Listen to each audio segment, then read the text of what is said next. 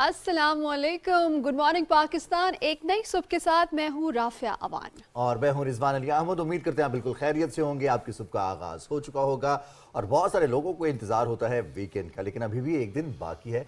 कुछ काम बाकी है, वो काम मुकम्मल होंगे तो ही आपके हफ्ते का इख्तिताम होगा। लेकिन हफ्ते का इख्तिताम एक तरफ वो इलाके जो कि बालाई इलाके जिन्हें कहा जाता है या फिर हम शुमाली इलाका कहते हैं, वहाँ पर तो मौसम खुशगवार है, सर्दी की शिद्दत बरकरार है, अगर हम ये कहें तो गलत नहीं होगा। और कुछ बारिशों की नवीद भी सुनाई। इसी हफ्ते में हमारा इंटरेक्ट भी हुआ था और उसमें भी जो इंटरेक्शन हुआ हमारा महकमे मौसमियात वालों से, उनका यही कहना था कि आने वाले दिनों में ये जो हफ्ता है और इसके बाद वाला हफ्ता, रमज़ान का आगाज़, ये बारिशों वाला होगा। बारिशों से होगा रमज़ान का आगाज़ और हल्की हल्की फुहार पड़ती रहेगी, मेघा बरसती रहेगी, बारिश भी इंजॉय करते रहेंगे और रोज़े भी रखते रहेंगे। रिजवान, आज जब आप ऑफिस आ रहे थे तो कैसा मौसम देखा आपने? हम तो कल शाम से ही ये तवक्को कर रहे थे कि इस्लामाबाद रावलपिंडी का मौसम ऐसा हो जाएगा, लेकिन आज सुबह जो मौसम है, आज सूरज ने अपना रुख रोशन हमें नहीं दिखाया और आज मतला अबर आलूद है। ये जुज़वी नहीं, ये मुकम्मल अबर आलूद है, जबकि साथ ही साथ पेशगोई ये है कि बारिशें होंगी रावलपिंडी इस्लामाबाद में। बिल्कुल, और बालाई खैबर पख्तूनख्वा, बालाई पंजाब, गिलगित बल्तिस्तान, कश्मीर और मुल्हिका पहाड़ी इलाकों में मतला अबर आलूद रहने के अलावा चंद मकामात पर तेज़ हवाओं और गरज चमक के साथ भी बारिशें मुतवक्के हैं।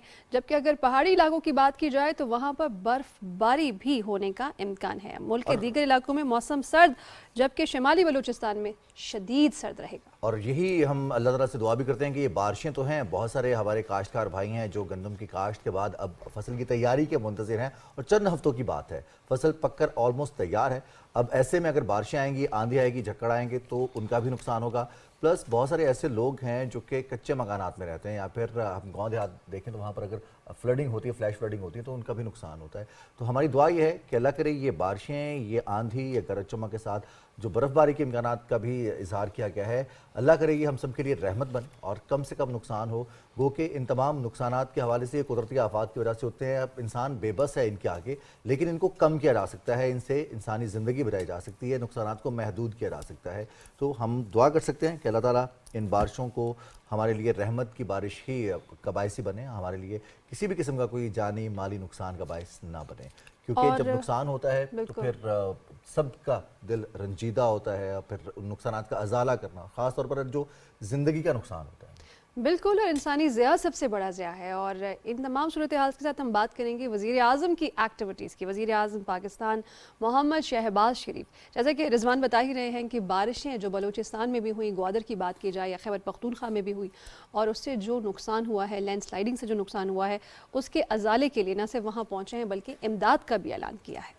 और सबसे पहली बात, किसी दुखी दिल के साथ अगर आप हमदर्दी का इजहार करते हैं, उसके गम का मदावा करते हैं, तो ये बहुत बड़ी बात होती है और उनका साथ देना।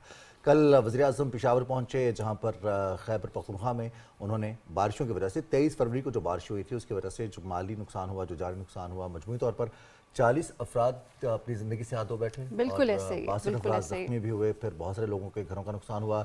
ज़ख्मियों से मुलाकात की कल वज़ीर आज़म मोहम्मद शहबाज शरीफ ने और साथ ही साथ उन्होंने मदद का ऐलान भी किया। इस अज़्म के साथ इसका इजहार बड़े वाशगाफ अल्फाज में किया वज़ीर आज़म ने कि ये मदद हमारा फ़र्ज़ है, कोई एहसान नहीं है। बिल्कुल, मदद के साथ साथ एक और भी अहम खबर अपने नाजरीन को दें कि एक अहम इजलास हुआ जिसमें वज़ीर आज़म को सूबाई इंतज़ामिया, PDMA, NDMA और नेशनल हाईवे अथॉरिटी के इक़दामात पर भी ब्रीफिंग दी गई। इजलास में आपको बताएं कि खैबर पख्तूनख्वा की हालिया जो तूफ़ानी बारिशें हैं, उस हवाले से जो बर्फ़बारी के नतीजे में 40 अफराद जाँ बहक हुए हैं, जबकि 60 अफराद ज़ख्मी हुए हैं, 27 बच्चे भी उनमें नाजरीन शामिल हैं। इसके अलावा अगर घरों की बात की जाए, वो घर जो कि मुकम्मल या फिर जुज़वी तौर पर तबाह हुए हैं, उनकी तादाद 635 है। न सिर्फ ये बल्कि वज़ीर आज़म की खुसूसी हिदायत पर इन तूफ़ानी बारिशों में जाँ बहक होने वाले अफराद के वरसा को 20 लाख, जबकि वो अफराद जो कि ज़ख्मी हुए हैं फ़ी कस के हिसाब से 5 लाख, जबकि ऐसे घर जो कि मुकम्मल तौर पर तबाह हुए हैं 7 लाख और जुज़वी तौर पर मुतासरा घरों के मकीनों को 3.5 लाख रुपए इमदाद देने का ऐलान किया है। और इसके साथ साथ जो इजलास की आपने बात किया, इसमें पूरी इंतज़ामिया को खराज तहसीन पेश किया वज़ीर आज़म ने, जिस तरह से इक़दाम किया गया, लेकिन इसके बावजूद वज़ीर आज़म का ये कहना है, ये हिदायत हैं کہ ہمیں ارلی وارننگ سسٹم کا نفاذ یقینی بنانا ہوگا تاکہ ان قدرتی آفات سے کم نقصان ہو. جو زندگی ضائع ہوتی ہے, جو نقصان ہوتا ہے خدا نخواستہ لوگوں کا گھر ہے, مال مویشی ہیں, اور انفراسٹرکچر کا جو نقصان ہوتا ہے اس کو محدود کیا جا سکے. کیونکہ پاکستان موسمیاتی تبدیلی سے متاثر ہونے والے 10 جو ٹاپ کے ممالک ہیں ان میں دوسرے نمبر پر ہے. سب سے زیادہ متاثرہ ممالک کی فہرست میں پاکستان شامل ہے. گو کہ موسمیاتی تبدیلی میں ہمارا حصہ نہ ہونے کے برابر ہے, اس کے باوجود نقصانات 2022 میں بھی ہم نے اٹھائے, 2023 کی بارشیں اور اب 2024 کا آغاز بھی انہی نقصانات کے ساتھ ہو رہا ہے. اور موسم کی شدت جس طرح سے ہم نے دیکھا کہ جنوری کے فوراً بعد دھوپ نکلی اور دھند کا خاتمہ ہوا, بارشوں سے قبل ایک دم ٹیمپریچرز اوپر گئے, دن کے ٹیمپریچرز, رات کو ٹیمپریچرز اگین ایکسٹریم پر ہیں. تو یہ تمام تر موسمیاتی تبدیلیوں کے اثرات ہیں جن سے نمٹنے کے لیے ہمیں ترجیحی بنیادوں پر اقدامات کرنے ہیں, یہ وزیر اعظم کا کہنا ہے. اور اب صورتحال یہ ہے کہ نہ صرف بلوچستان بلکہ خیبر پختونخوا میں بھی جو نقصان ہوا ہے اس کے ازالے کے لیے, اس کو محدود کرنے کے لیے, اور پھر ساتھ ہی ساتھ جو مزید بارشوں کی پیشگوئی کی گئی ہے.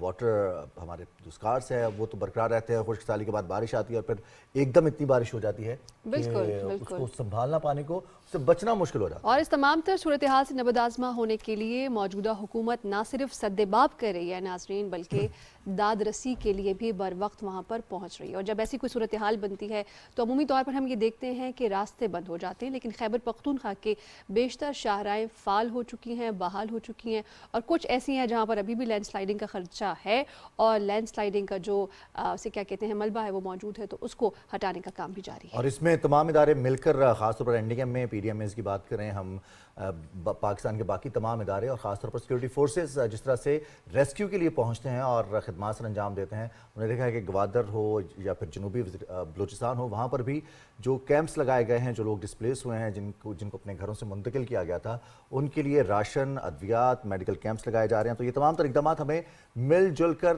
تمام چیلنجز, تمام مصائب سے نمٹنے کا ایک تو ہمارے سامنے مثال بھی ہے, اور دوسرا یہ کہ ہم آگے بڑھتے ہیں.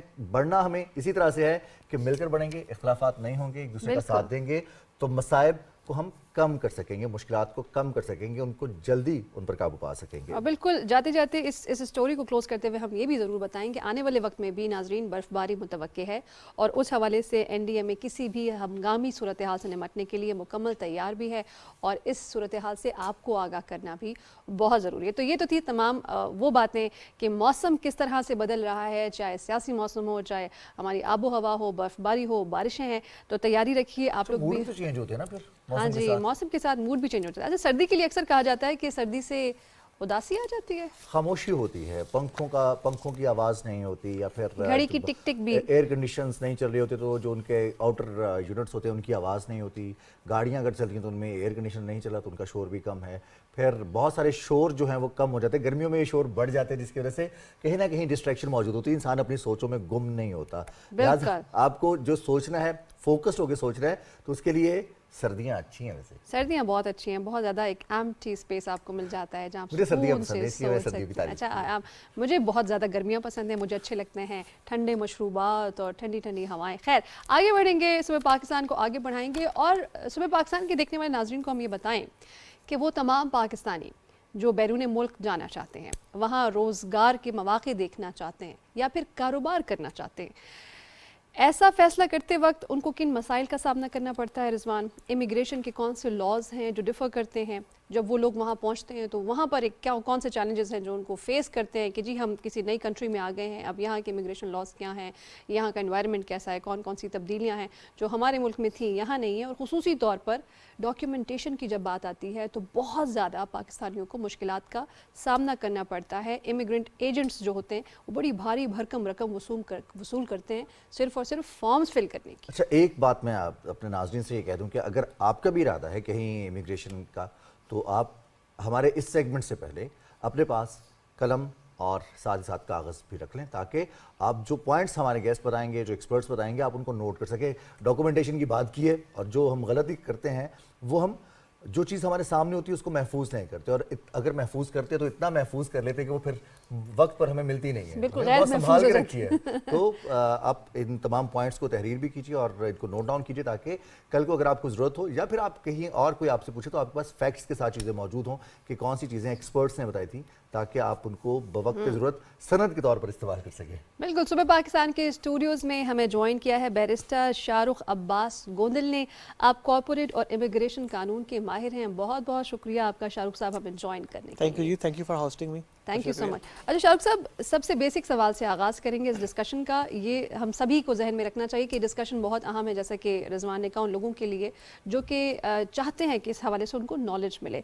तो वर्क वीज़ा या बिजनेस वीज़ा की जब बात आती है तो वो कौन सी बेसिक रिक्वायरमेंट्स हैं जो बहुत ज़रूरी होती है? आई थिंक देखें, जब भी कोई बंदा ये सोचे कि मुझे माइग्रेट करना है या need to go to foreign countries, तो सबसे पहले तो उसको अपनी स्ट्रेंथ और वीकनेसेस का अंदाज़ा होना चाहिए। स्ट्रेंथ और वीकनेसेस की जब मैं बात करूँ तो आपको पता होना चाहिए मेरी एजुकेशन क्या है, मेरा सेट ऑफ स्किल क्या है, मैं कितना अच्छा इंग्लिश लैंग्वेज या फ्रेंच लैंग्वेज या किसी भी कंट्री की लैंग्वेज में परफॉर्म कर सकता हूँ, और मोस्ट इम्पॉर्टेंटली कि मैं किस एज ब्रैकेट में हूँ और मुझे किस किस्म की एक्सपेक्टेशन सेट करनी है। सही। सो अमूमन लोगों को जो मसाइल होते हैं, एक तो ये कि लोग क्योंकि अब वहाँ पर है नहीं पाकिस्तानी बंदा, वो समझता है कि जैसे यहाँ पर मैं कोई भी काम कर सकता हूँ, I am a free citizen, तो बाय जस्ट मैं एक दफ़ा चला जाऊँगा तो मैं कुछ भी कर पाऊँगा, कुछ भी कर but this is not how it works there. Specifically जब आप किसी दूसरे मुल्क में ट्रैवल करके जाते हो तो आपको एक सेट रूल्स एंड रेगुलेशन का कुछ सामने रख के चलना है, और अगर आप डॉक्यूमेंटेड इमिग्रेंट नहीं है तो आपको सिस्टम शनाख्ती नहीं करता। तो जब आपको सिस्टम शनाख्त नहीं करता तो आपको कोई किसी किस्म की अपॉर्चुनिटीज़ भी नहीं मिलती। ये तो पोस्ट वहाँ पहुँचने की बात है। यहाँ से जाने से पहले भी आपको अब सबसे पहले ये डिसाइड करना है कि जी मुझे कौन सा प्रोग्राम सूट करता है। फॉर एग्जांपल अगर मैं कनाडा की बात करूँ, जो कि इस वक्त almost one of the most hot destination है इमिग्रेंट्स के दरमियान, तो आपको ये डिसाइड करना है कि मुझे वहाँ पर कौन सा स्टेटस चाहिए। आया मैं वहाँ पर वर्कर जाना चाहता हूँ, मेरे पास कोई एम्प्लॉयमेंट है वहाँ पर, या मैं परमानेंट रेजिडेंट बनना चाहता हूँ जो कि लीडिंग टुवर्ड्स दैन सिटीजनशिप है देयर, या मुझे सिर्फ ट्रैवल के लिए जाना है, विजिट के लिए जाना है, अपनी अपॉर्चुनिटीज़ एक्सप्लोर करनी है। और उसके बाद मैं ये डिसाइड करूँगा कि मुझे आया वहाँ पर रहना भी है कि नहीं एक रहना। और चीज़ भी इसमें ऐड करें, स्पॉन्सरशिप भी होती है। Yes, दोस्त हैं, sponsorship. हाँ। Sponsorship then again is one thing कि जी आपके अगर वहाँ पर relatives हैं, family है, friends हैं, तो वो आपको हेल्प आउट कर सकते हैं यहाँ से वहाँ सेटल डाउन होने में। तो ये सारे फैक्टर्स को सामने रख के आप ये डिसाइड करते हो कि जी मुझे क्या करना है। जनरली जब मैंने देखा है लोगों की जो एक्सपेक्टेशंस होती है वो आते विजिट पर है, अप्लाई विजिट करते हैं और एक्सपेक्ट करते हैं कि हमें यहाँ पर अब परमानेंट सेटलमेंट मिल जाए। That's where the problem is कि आपने एक दफ़ा प्रोग्राम गलत चूज़ कर लिया, you have to start from zero again. So शुरू से ही आप अपनी एक्सपेक्टेशंस, अपनी जो है अपने चीज़ों को सेट रखें ताकि किसी जगह पे भी आपको जाके तो आपके नज़दीक ऐसा क्यों होता है? क्या वो उनको सही गाइडेंस नहीं होती है, या वो पहले फैसला कर लेते हैं और वहाँ जाके वो फैसला तब्दील कर लेते हैं, या उनको लगता है कि ये हमारा फैसला दुरुस्त नहीं था, ये ज़्यादा बेहतर था? इसमें बहुत से अवामल हैं, लेकिन मुझे जो लगता है तीन चीज़ें सबसे ज़्यादा इंडिकेटिव है। एक तो ये कि आप सबसे पहले आप किस बंदे के हाथ चढ़ गए हो। अगर तो you are just going to a normal consultant या समवन जिसको पता ही नहीं है किसी एक्सटर्नल प्रोग्राम, क्योंकि इमिग्रेशन सिस्टम एक बड़ा कम्प्लेक्स सिस्टम है, इसके अंदर बहुत से रूल्स रेगुलेशंस हैं, और कैनेडियन या US immigration has lot of different routes, लेकिन उनको करने के लिए भी आपको टीम चाहिए, आपको कैनेडियन एक्सेस या यूएस एक्सेस चाहिए। तो जनरली यहाँ पर जो लोग बैठे होते हैं क्योंकि इनकी एक्सेस नहीं होती, तो for them it's easy to put some people on a visitor site. तो उसमें उन्हें नॉर्मल सिंपल सा फॉर्म फिल करना है, और अगर होगा तो there gonna be done that. लेकिन जब बंदा वहाँ पहुँचता है, because he is visitor, he is not allowed to work, he is not allowed to reside, he is not allowed to have access to health, education, किसी चीज़ को भी इसको एक्सेस नहीं होती। And then they start from zero, और एक दफ़ा आप अनडॉक्यूमेंटेड या you are went through a wrong route, तो फिर आपको चीज़ों को ठीक करने में बहुत टाइम लगता है। और अगर आपने ट्रैवल भी करना है किसी मुल्क में जाके तो वो भी आपको सिर्फ वहीं जा सकते हैं जो आपको अलाउड डेस्टिनेशंस हैं आपके वीज़ा के ऊपर एज ए विजिटर। तो हम बैरिस्टर साहब देखते हैं एक चीज़ के जो बुनियादी मकसद होता है यहाँ से जाने का, किसी भी मुल्क से दूसरे मुल्क जाने का, वो बेहतर ज़िंदगी की तलाश, मुआशी सूरत हाल को बेहतर करने के लिए। अब स्किल सेट की बात करें तो स्किल्स यहाँ नहीं सीखे जाते। हर शख्स की कोशिश होती है कि हम जाएंगे और वहाँ कुछ ना कुछ तो मिल ही जाएगा। अब ऐसी लिमिटेशंस लगाना कि आप स्किल सेट के अलावा अप्लाई ही नहीं कर सकते, कितना ज़रूरी होगा हमारे गैर मुल्की ज़र मुबादला उसके लिए भी, और इसके अलावा पाकिस्तान के इमेज के लिए भी। इसको आप ना दूसरी तरफ से देखें, हम कोई भी फॉरेन कंट्री आपको क्यों बुलाएगा? आपके पास कोई ऐसा स्पेशल टैलेंट स्किल होनी चाहिए, वहाँ पर किसी चीज़ की किसी स्किल की शॉर्टेज है, इसीलिए वो आपको बुला रहे हैं। तो इस सारी सिचुएशन में ये एक बेसिकली डुअल एज वेपन है कि आपके पास आप जाएंगे काम करेंगे तो स्किल आएंगे, और वो कहते हैं कि आपके स्किल होगा तो आप आए, but there is a middle way. آپ کو دیکھیں کوئی ہائی فائی اسکل دکھانے کی ضرورت نہیں ہے. آپ اپنی ایجوکیشن کے بعد 1-2 سال کے اگر آپ انٹرنشپ دکھا کے بھی جاتی ہیں, that also works, but there must be something which is required for that. تو پھر یہ بتا دیجیے نا کہ وہ کون سے اسکل سیٹ ہیں جو ضروری ہیں یا بیرون ملک چاہیے اور پاکستان میں رہتے وہ اسکل سیٹ حاصل کریں اور پھر جائیں باہر. سافٹ اسکل جیسے آپ کی آئی ٹی کی اسکلز, آپ کے اسکلز جو ہے ان ٹرمز آف, آپ کیونکہ ٹوٹلی انفارمیشن ٹیکنالوجی کا دور ہے, آپ کو کچھ نہ کچھ آپ کو ورڈ سیکھنا آنا چاہیے, آپ کو ایکسل شیٹ, آپ کو running about all the soft where system mechanism, یہ بڑے ضروری ہے.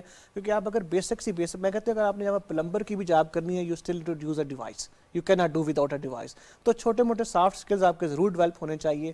پلس آپ کی جو فوکس ہونا چاہیے وہ لینگویج کے اوپر, بیکاز کسی بھی جگہ پر جا کر کام کرنے میں آپ کو لینگویج ایک بہت بڑا بیریئر پیش آتا ہے. تو اگر آپ کی لینگویج اسکلز اچھی ہیں, سافٹ اسکل اچھی ہے, تو آپ کو کوئی مسئلہ نہیں ہوگا. اب دیکھیے ہمارے ہاں جو اکثریت ہے جس کا یہ خیال ہوتا ہے کہ انہیں باہر جا کے سیٹل ہونا ہے یا جاب تلاش کرنی ہے, اپنی فیملی کی زندگی کو بہتر کرنا ہے, پڑھائی کی طرف توجہ نہیں ہوتی اتنی, زیادہ سے زیادہ میٹرک, اور پھر اس کے علاوہ کوئی نہ کوئی ایسا اسکل, ورک شاپ کا, ایئر کنڈیشن کا, لیبر کا, کوئی بھی کام. اور زیادہ توجہ ہوتی ہے کہ ہم شاید خلیجی ممالک میں جائیں گے, مڈل ایسٹ میں جائیں گے, اور اس کے لیے نہ آئلٹس کی ضرورت ہے, نہ کسی اور ٹیسٹ کی ضرورت ہے, لینگویج کی, ٹوفل کی ضرورت پڑتی ہے. تو ان لوگوں کو آپ کیا مشورہ دیں گے کہ ان کو کس طرح سے امیگریشن کے لیے, کیونکہ وہاں پر آپ سیٹل نہیں ہو سکتے, سٹیزن شپ آپ کو نہیں مل سکتی, لیکن اپنی زندگی کا بیشتر حصہ وہاں گزاریں گے, ان کو کیا مشورہ دیں گے؟ آپ یہ جان کر حیران ہوں گے کہ جو ویسٹرن کنٹریز ہیں نا, ان میں وائٹ کلر کے بجائے بلیو کلر کی زیادہ ڈیمانڈ ہے, کیونکہ ان کو بلیو کلر ورکر زیادہ چاہیے, جیسے پلمبر, الیکٹریشین, یہ چھوٹی جاب جو بھی ہے, کوک شیف. لیکن مسئلہ یہ ہے کہ ان کا سسٹم ریکگنائز نہیں کرتا اگر آپ کے پاس کوئی ڈپلوما سرٹیفکیٹ نہیں ہو. اچھا. تو جیسے یہاں پر ایک بورڈ ہے ٹیفٹا ایجوکیشن کا, ٹیکنیکل ایجوکیشن, اگر کوئی ایسا آپ کے پاس ٹیکنیکل سرٹیفکیٹ ہے, سرویئر کا, کوک کا, شیف کا, کسی بھی چیز کا, تو دین دے ول ایکسیپٹ یو, اور ان کے لیے بڑے اچھے روٹ ہے. لیکن ہمارے یہاں کے جو سیمی اسکلڈ لوگ ہیں یا جو بلیو کلر لوگ ہیں, ان کے پاس کوئی سرٹیفکیشن نہیں ہوتا, تو ان کے سیٹ آف اسکلس کو وہ اکنالج نہیں کرتے. اگر آپ سرٹیفکیشن کے ساتھ سیٹ آف اسکل کو لے کے جائیں گے تو آپ کو نہ صرف اکنالجمنٹ ہوگی بلکہ آپ کی ایکسیپٹنس ریشو زیادہ. اچھا شاخ صاحب, لینگویج جیسے کہ ہم بات کریں کہ ایک بہت بڑا بیریئر ہے, خصوصی طور پر جب ہم ویسٹ کی بات کرتے ہیں. تو اگر کسی نے جرمنی جانا ہے تو وہ ڈویچ بولنا سیکھنا ہے اس نے, کسی نے ہالینڈ جانا ہے تو وہ ڈچ سیکھے گا, کسی نے بیلجیم جانا ہے تو فلیمش, اور ویری کرتا ہے ڈفرینٹ لینگویجز کے لیے. تو اکثر جو ایسی جاب ریکوائرمنٹس ہوتی ہیں جن کے اندر C1 لیول لینگویج چاہیے ہوتی ہے, انگلش پروفیشنسی لیول کی لینگویج چاہیے ہوتی ہے کہ جی آپ کی اتنی پروفیشنسی ہوگی یا آپ کی تمام ایجوکیشن, گریجویشن اور ماسٹرز انگریزی زبان میں ہوگا تو تب آپ کو پروفیشنسی ملے گی. ادروائز پھر وہی رضوان والا پوائنٹ ہے کہ آئلٹس اور ٹوفل اور یہ لیول آپ کو ضرور چاہیے ہوں گے.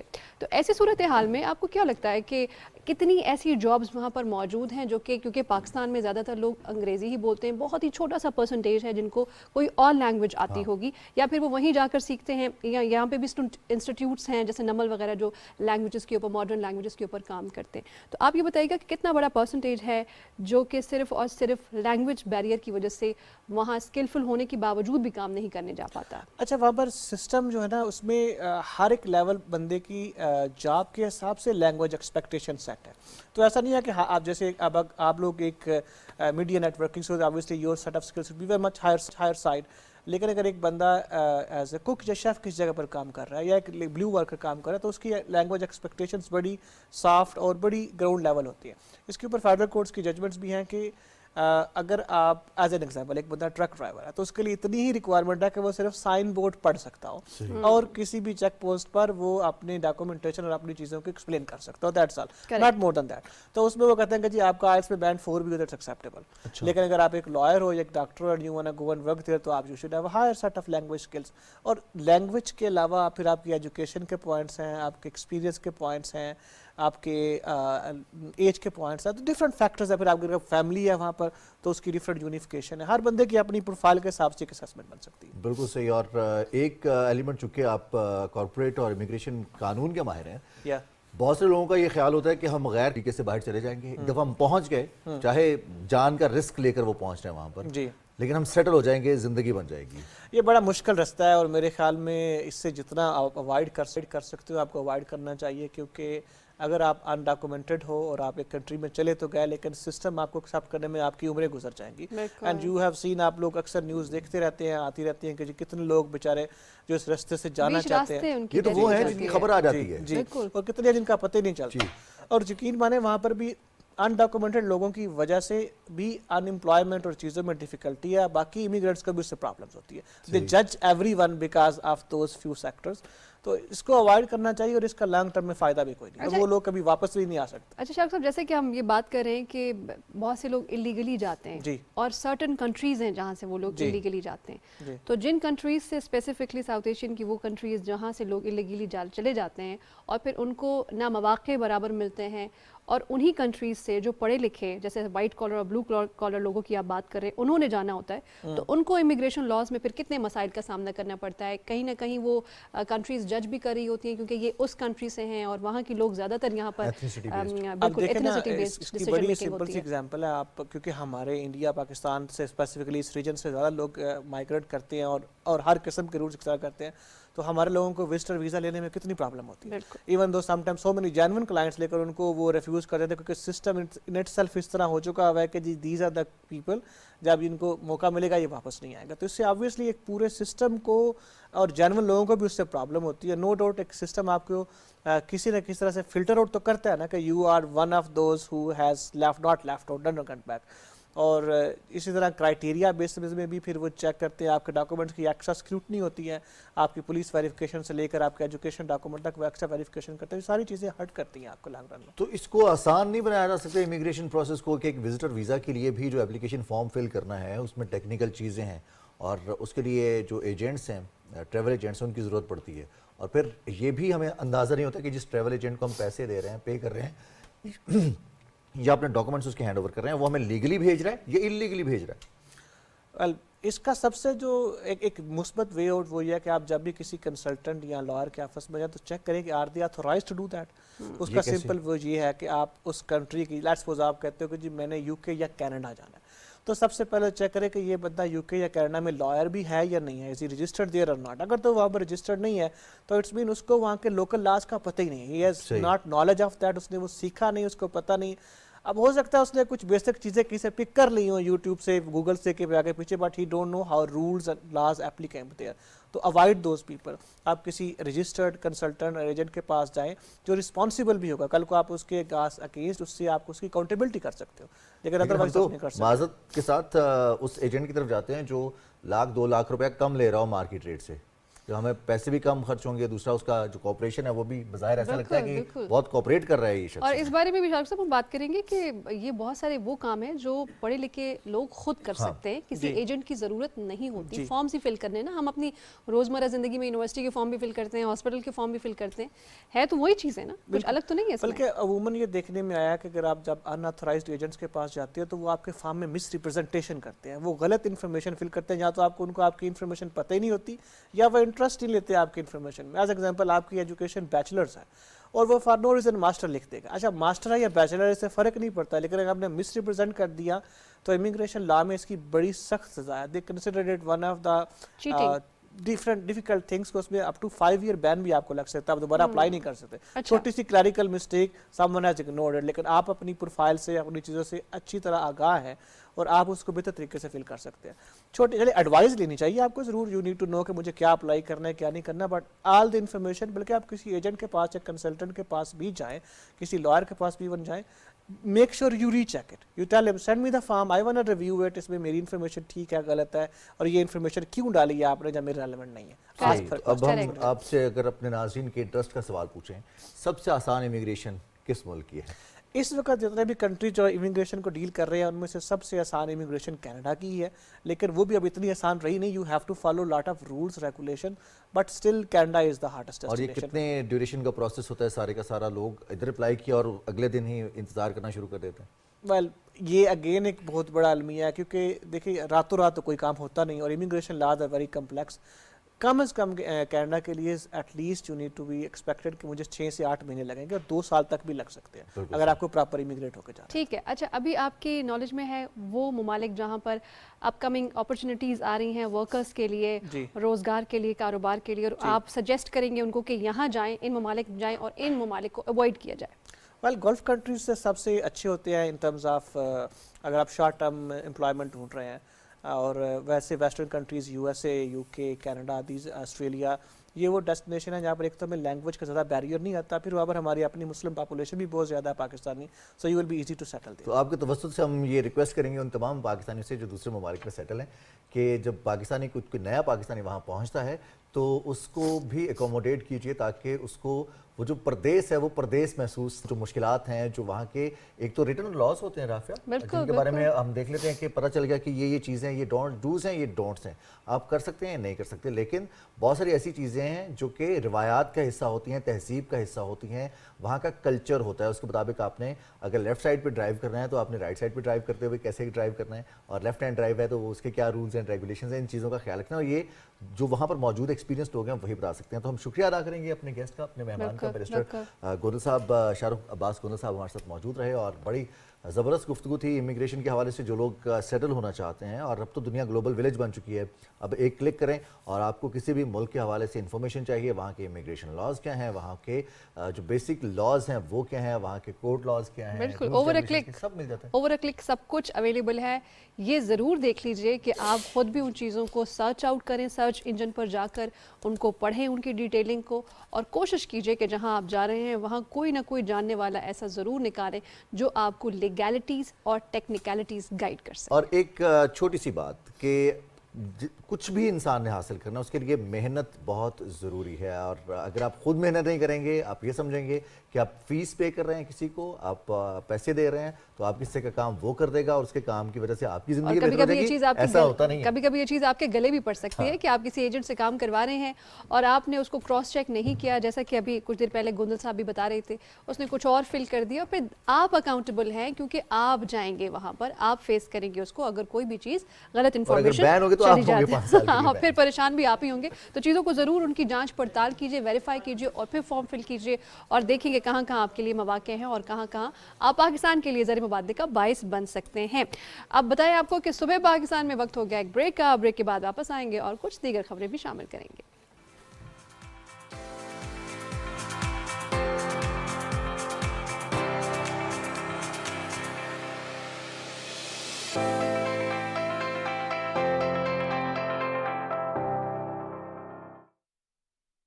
खित्ते में इक्तिसादी शराकतदारी देरपा अमन से मशरूत की।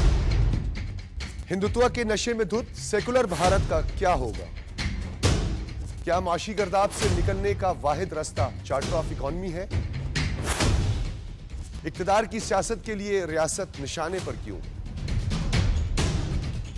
इन पेचीदा मामलात और इन मुहर्रिकात को जानने के लिए बहैसियत कौम हम सबको मिलकर सोचना होगा।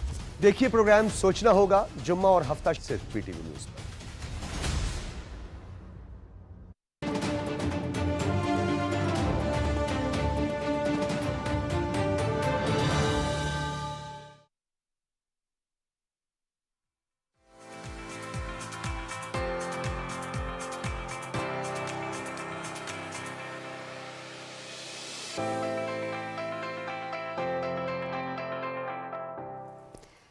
Welcome back. ब्रेक के बाद खुशामदीद कहेंगे सोए पाकिस्तान के नाजरीन को और कुछ रिजवान खबरें भी शामिल कर लेते हैं। बिल्कुल, और बहुत ज़रूरी है कि एक तो सेगमेंट्स हैं ही हमारे, मेहमान तो बात कर रही हैं लेकिन दुनिया में क्या हो रहा है। अच्छा, आपको पता है कि स्पेन के अंदर बार्सिलोना में एक ऐसी व्हील चेयर इस्तेमाल की गई है, बनाई गई है जो कि बहुत ही मसाइल का हल है उसके अंदर। वो कैसे? क्योंकि स्पेन में बहुत सी बड़ी बड़ी बुलंद इमारतें हैं जो कई कई मंजिला हैं और वहाँ पर मुश्किल होती है ऐसे माजूर अफराद को जो कि चढ़ना चाहते हैं सीढ़ियाँ। अच्छा, तो स्पेन की बात करें तो वहाँ पर बहुत सारी इमारतें ऐसी हैं जो कि बहुत कदीम हैं, बहुत लिफ्ट नहीं है। बिल्कुल, बहुत कदीम है, लिफ्ट्स नहीं है। तो ये जो व्हील चेयर हम आपको दिखा रहे हैं, ये बड़ी एक यूनिक व्हील चेयर वहाँ पर बार्सिलोना में बनाई गई है, जिसकी मदद से कितनी भी मंजिला इमारत हो, आप अपने मुताल्लिका मंजिल पर बड़ी आसानी से पहुँच जाते हैं। और इस व्हील चेयर के बाद बहुत ही ज़्यादा खुश हैं वो तमाम लोग जो कि माजूर हैं और चल नहीं सकते हैं। और ये एक फलाही इदारे ने ऐसी व्हील चेयर तैयार की है और इसमें ख़ास तौर पर वो लोग जो अफराद बाहम माजूरी की कैटेगरी में आते हैं या फिर बुज़ुर्ग हैं जो नहीं चढ़ सकते सीढ़ियाँ, रैम्प्स पर चलना मुश्किल होता है, उनके लिए आसानी है। और जो हम बात कर रहे थे कि दुनिया में टेक्नोलॉजी और जद्दत आ रही है और ये वो जद्दत है जिससे पूरी बनीनो इंसानियत मुस्तफ़ीद हो सकती है। अब हम इंसानियत की बात कर रहे हैं, बनीनो इंसान रुए अर्ज़ पर, रुए ज़मीन पर पाया जाता है। अब रूस और चीन ने मिलकर ये मंसूबा बनाया है। जो खबरें सामने आई हैं एक खबर एजेंसी के मुताबिक कि 2033 और 2035 में चांद पर जौहरी प्लांट का मंसूबा रखा है। रूस की स्पेस एजेंसी रूस कॉस्मोस के सरबराह यूरी बोरिसोव ने इस हवाले से आगाह किया है। और आपको बताएं कि 2033 से 2035 तक चीनी साथियों के साथ मिलकर चांद की सतह पर एक पावर यूनिट इंस्टॉल करने के प्रोजेक्ट पर गौर किया जा रहा है। और इसमें शमसी पैनल की भी जो इस्तेफादा है या फिर शमसी पैनल का इस्तेमाल है वो भी किया जाएगा और कमरी बस्तियां बनाई जाएंगी चांद के ऊपर। बिल्कुल जनाब, तो ज़मीन पर तो न्यूक्लियर पावर प्लांट थे ही, अब चांद पर भी होंगे। तो जी ख़बरों का सिलसिला तो जारी रहेगा, अपने गेस्ट की जाने बढ़ेंगे और हम बात करेंगे कुछ बहुत ही अहम। और वो अहम बात यह है कि जब भी किसी कौम की तामीर की बात की जाती है, किसी कौम की तरक्की की बात की जाती है, तो ख़वातीन का किरदार इतना इम्पॉर्टेंट है एक रोल मॉडल होने की हैसियत से कि हम उसको उस सोसाइटी के अंदर से मिन्हा नहीं कर सकते। कहते हैं कि जब कोई मुआशरा तश्कील पाता है तो ख़ातून तालीम याफ्ता है, वो उस मुआशरे को नर्चर करने में बहुत ही ज़्यादा बड़ा किरदार अदा करती है। तो ख़वातीन का क्योंकि कल आलमी दिन भी है और आज हमारे पास, आज से ही हमने ख़वातीन ने ना आलमी दिन मनाना शुरू कर दिया है। एक बात है, ये तो एक आलमी दिन मनाया जाता है और ज़ाती तौर पर मैं इस चीज़ से हमेशा इख्तलाफ करता रहा हूँ कि ख़वातीन हम चूँकि हमारे ज़िंदगी में इतना बड़ा किरदार है और इतना बड़ा हिस्सा है कि हमारी डेडिकेशन इतनी ज़्यादा है कि हम कोई सा भी एक दिन मिन्हा नहीं कर सकते, उसको ख़त्म नहीं कर सकते जिसमें हम ये कहें कि ख़वातीन का किरदार नहीं है। तो एक दिन को मुख्तस करना थोड़ी सी ज़्यादती है। हमारा हर दिन ही जो है वो ख़वातीन की वजह से। अब एक दिन मैं गुनगुना रहा था, हम माएँ हम बहनें हम बेटियाँ, मुझे किसी ने कहा ये तो ख़वातीन का गाना है, तो मैंने कहा तो हम माएँ भी हमारी हैं, बहनें भी हमारी हैं और बेटियाँ भी हमारी हैं, तो हम क्यों नहीं गुनगुना सकते उनके लिए। और अगर रिजवान जैसी सोच हो जाए तमाम मर्दों की पाकिस्तान की, तो फिर क्या ही बात है, फिर हर माँ हर बेटी और हर बहन तरक्की करेगी। हमारे साथ सोए पाकिस्तान के स्टूडियोज़ में हमें ज्वाइन किया है माहिर तालीम मोहम्मद शोज़ब अस्करी ने, जो कि रावलपिंडी वुमेन यूनिवर्सिटी में शोबा पाकिस्तान स्टडीज़ के इंचार्ज के तौर पर अपनी खिदमत सर अंजाम दे रहे हैं। उन्हें हम वेलकम करेंगे। मोहम्मद शोज़ब साहब, बहुत शुक्रिया, आपने हमें ज्वाइन किया है। जैसे कि हम ख़वातीन की बात कर रहे हैं और रिजवान ने खुद ही ये जिक्र छेड़ दिया कि मर्द कितने ज़्यादा सपोर्टिव एलिमेंट हैं ख़वातीन के लिए। अगर एक बच्ची पढ़ना चाहती है, आगे बढ़ना चाहती है, एक खातून खाना काम करना चाहती है, अपने आप को इक्वल समझती है मर्द के, क्या मौक़े मौजूद हैं पाकिस्तान में ख़वातीन के लिए ग्रोथ के? एक तो ये कि बहुत अच्छी बात आपने की रिजवान, ये कि ख़वातीन के लिए कोई एक दिन मुख्तस करना शायद जो मुआशरे में उनकी कंट्रीब्यूशन है या जिस तरह वो मुआशरे का एक अटूट हिस्सा है, ये शायद इस मतलब इस तासुर और इस तसव्वुर के ख़िलाफ़ सी बात लगती है कि जी एक दिन हम। लेकिन अगर हम इस एंगल से इसको देखें कि कोई एक दिन तो हो ना जिस एक दिन हम महज इसी मौजू पर ही बात करें, ताकि हम अगर कोई सबक भूला हुआ है तो वो ज़रूर याद रहे। तो चीज़ों को देखने के दोनों पैमाने हैं। जहाँ तक आपका सवाल है कि पाकिस्तान में ख़वातीन के लिए तरक्की और आगे बढ़ने के मौक़े किस कदर हैं, तो मैं उस्ताद हूँ, तो बच्चियों को जब मैं पढ़ा रहा होता हूँ तो मैं उनसे खुद ही, ये इंटरेक्टिव तरीका है मेरा पढ़ाने का, तो सवाल जवाब में ही बात आसानी से समझ आ जाती है। मैं जब उनसे पूछता हूँ कि मैं फरवरी 1987 में पैदा हुआ था, तो मैं तरक्की करते करते आज इस यूनिवर्सिटी में उस्ताद हूँ, मैं गाँव में पैदा हुआ हूँ, तो क्या आपको लगता है कि मेरी छोटी बहन, उसके लिए भी इस मुआशरे ने, मेरे ख़ानदान ने इसी तरह के मौक़े रखे होंगे जिस तरह मेरे लिए थे? यानी कि क्या मैं फ़ेल हो जाऊं तो मेरा वालिद मुझे दोबारा दाखिला फ़ीस भरेगा, पढ़ाएगा? ज़ाहिर है उन्होंने कहा जी पढ़ाएगा।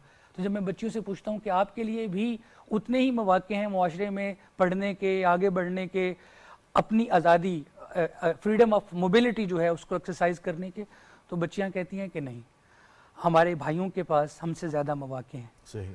और मैं ख़ुद भी भाई होने की हैसियत से ये कह सकता हूँ कि जी हम 5 भाइयों के पास मुआशरे के सामने, ख़ानदान के सामने जो आज़ादियाँ, जो मौक़े थे, ज़ाहिर है वो हमारी बहनों के लिए नहीं है। और ये मामला सिर्फ पाकिस्तान के साथ नहीं है, अगर आप दुनिया भर के मुआशरों को देखें तो वहाँ ये मामला है। यूरोप और अमेरिका जैसे तरक्की याफ्ता मुआशरों में भी जेंडर गैप एक बड़ा बुनियादी मसला है, और 2018 या 20 की रिपोर्ट के मुताबिक अगले कोई 300 साल लगेंगे मुआशरे में ये तवाज़ुन पैदा करने का, सिन्फी मुसावात जिसको कहते हैं वो पैदा करने में। कॉन्सेप्ट्स हैं वो तो यही जो गुफ्तगू हम देखते हैं, सुनते हैं, पढ़ते हैं, जो दानिश्वर भी कहते हैं, राफ़िया भी इस पर अपनी राय देंगी کہ جو مرد حضرات کرتے ہیں اور جو خواتین کرتی ہیں تو ان کے لیے جو گیپس رہ جاتے ہیں، جو میں نہیں کر سکتا وہ خاتون کر سکتی ہے، جو خاتون کر سکتی ہے وہ میں نہیں کر سکتا. تو ہم ایک دوسرے کا ساتھ دینے کے لیے، زندگی کو مکمل کرنے کے لیے، وہ بہن کے کردار میں ہو، ماں کے کردار میں ہو، بیوی کے کردار میں ہو، تو جو ہماری زندگی کو مکمل کرنے کے ایلیمنٹس ہیں وہ ہمیں مل کر فل اپ کرنے ہیں، بجائے اس کے کہ ہم وہی کریں جو سب کر رہے ہیں. یعنی معاشرے کے اندر خواتین اور مرد دو برابر کے ذمہ دار ہیں اور دو برابر کے حصے دار ہیں. وہ تمام کام جو مرد کر سکتے ہیں اس میں عورتیں اگر شامل نہ ہوں، کیا ایک ہر کامیاب مرد کے پیچھے خاتون کا ہاتھ ہوتا ہے. اور کل ہم نے 3 خواتین کے ایسے انٹرویوز کیے تھے جن کے پیچھے تینوں کے تینوں مرد تھے جو ان کی کامیابی میں. ہاں تو یہ وائس ورسا ہے نا کہ مطلب خاندان ترقی کرے گا اگر عورت مرد کا اشتراک ہوگا، معاشرہ ترقی کرے گا اگر عورت مرد کا اشتراک ہوگا. ہم نے ترقی یافتہ معاشروں میں صنفی گیپ کم ہونے کی وجہ سے ہی ان میں ترقی اس خلا کو پر کرنا. اچھا کہیں نہ کہیں میں یہ دیکھتی ہوں رضوان اور شوذب صاحب کہ ہم نے مردوں کے اوپر بھی بہت زیادہ بوجھ ڈال دیا ہے. وہ خواتین جو پارٹیسپیٹ کرنا چاہتی ہیں لیکن اسٹیریو ٹائپ ایسے ہیں ہمارے سوسائٹی کے کہ جی مرد باہر جا کر کام کرے گا، عورت نہیں کر سکتی. کام کرنے والی عورت کو کس نگاہ سے دیکھا جاتا ہے، کتنے مواقع اسے دیے جاتے ہیں. اگر ہم ایڈوانسمنٹ کی بات کریں تو ہماری آج کی عورت تو ہوائی جہاز بھی اڑا رہی ہے، بالکل شپ میں بھی ہے، ٹھیک ہے، ڈاکٹر بھی ہے اور فائٹر پائلٹ بھی ہے. فائٹر پائلٹ بھی ہے. جدید زندگی میں تو کوئی ایسا شعبہ نہیں ہے جس میں خواتین شامل نہیں ہیں. نہیں ہے بالکل. تو ایسی صورتحال میں مرد ہونے کی حیثیت سے آپ کو کیا لگتا ہے کہ مرد کی سپورٹ، اس کو یہ انڈرسٹینڈ کرنا کہ وہ باہر معاشرے میں جب نکل رہی ہے تو وہ سیف اینڈ سیکیور ہے کیونکہ میں اس کی پروٹیکشن پہ کھڑا ہوں، وہ کام کر سکتی ہے چاہے بیٹی ہو، بہو ہو، بیوی ہو، ماں ہو، کوئی بھی ہو. یہ معاملہ جو ہے وہ ہمارے معاشرے میں اس رویے اور سوچ اور یہ فرسودہ جو روایات ہیں،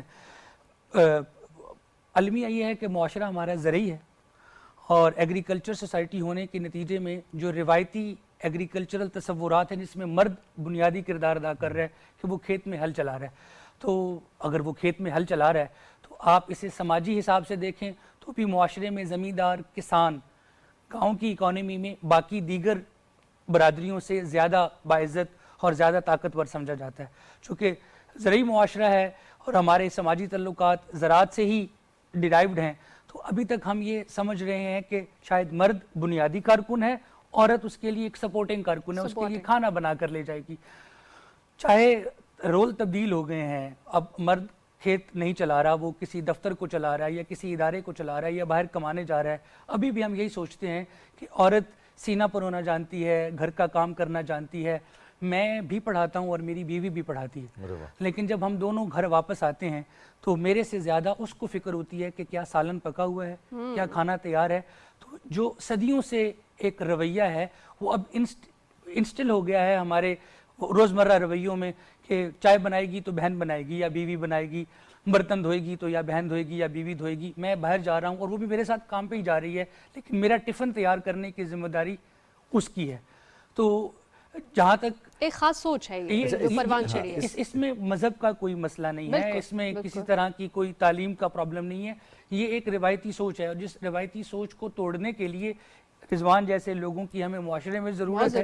مردوں سے زیادہ معذرت کے ساتھ اگر بیٹا گھر کا کام کرتا ہے تو سب سے پہلے اس کو اگر ٹوکتی ہے تو یا تو اس کی بہن ٹوکتی ہے یا اس کی ماں ٹوکتی ہے.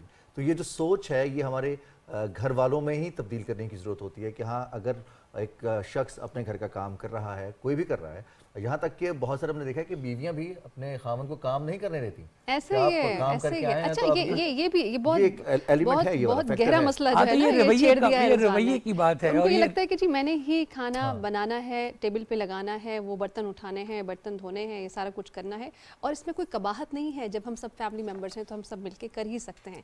لیکن ایسی سوچ رکھنا کہ اس کا یہ کام ہے، وہ کمپیوٹر نہیں چلا سکتی یا وہ گاڑی نہیں چلا سکتی یا وہ ہوائی جہاز نہیں اڑا سکتی کیونکہ وہ عورت ہے، تو کہیں نہ کہیں ایک مجھے کریکٹ کیجیے گا آپ ماہر تعلیم میں، مجھے بتائیے گا کہ ایسی سوچ ہے، یہ اسٹیریو ٹائپ ہے یا نہیں کہ اسے کسی نہ کسی طریقے سے کم تر سوچنا کہ وہ ہم سے کم ہے صلاحیت میں، طاقت میں، سوچ میں، سمجھنے میں، فیصلہ کرنے میں، کسی ایک معاملے کو سن کر کسی اور جگہ بیان کرنے میں.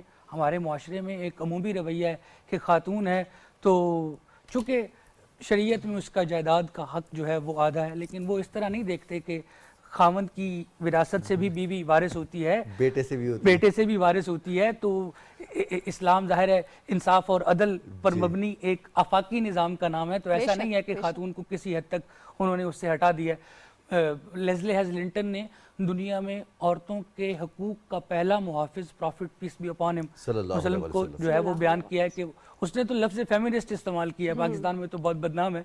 फेमिनिस्ट मीन्स ऐसा शख्स जो औरतों की बराबरी और उनके हकूक़ लेकिन पर, पाकिस्तान को तो शहज़ाद साहब हम देखते हैं एक एजाज़ हासिल है ना, नहीं पाकिस्तान को इस हवाले पहली से खातून वज़ीर आज़म, खातून वज़ीर पहली आज़म, खातून खातून वज़ीर वज़ीर आला, ये पाकिस्तान को एजाज़ हासिल है। नहीं पाकिस्तान बनाने वालों में अगर हम देखते हैं तो फातिमा जना का फातिमा जिक्र। जना के किरदार को आप अलहदा कर दें तो तरीके पाकिस्तान आधी रह जाती है। बिल्कुल। तो बानी पाकिस्तान ने कहा था कि दुनिया में सबसे ज़्यादा ताकतवर कलम है और तालीम है, और उससे भी कहीं ज़्यादा ताकतवर वो कलम और वो तालीम अगर खातून के हाथ में हो। इस्लामिया कॉलेज पेशावर में वो 1940 में बात कर ये रहे बात क्या गई। अच्छा शोधब साहब, 1923 में ये जो चाइल्ड्स मैरिज रिस्ट्रेंट एक्ट है ये कायदे आजम ने पास करवाया था मुश्तरका हिंदुस्तान में कि बच्चियों की शादी की उम्र तय की जानी चाहिए, लड़कों की शादी की उम्र तय की जानी चाहिए, और वो उस वक्त से अभी तक चला आ रहा है कि लड़की की कम से कम शादी की उम्र 16 साल है।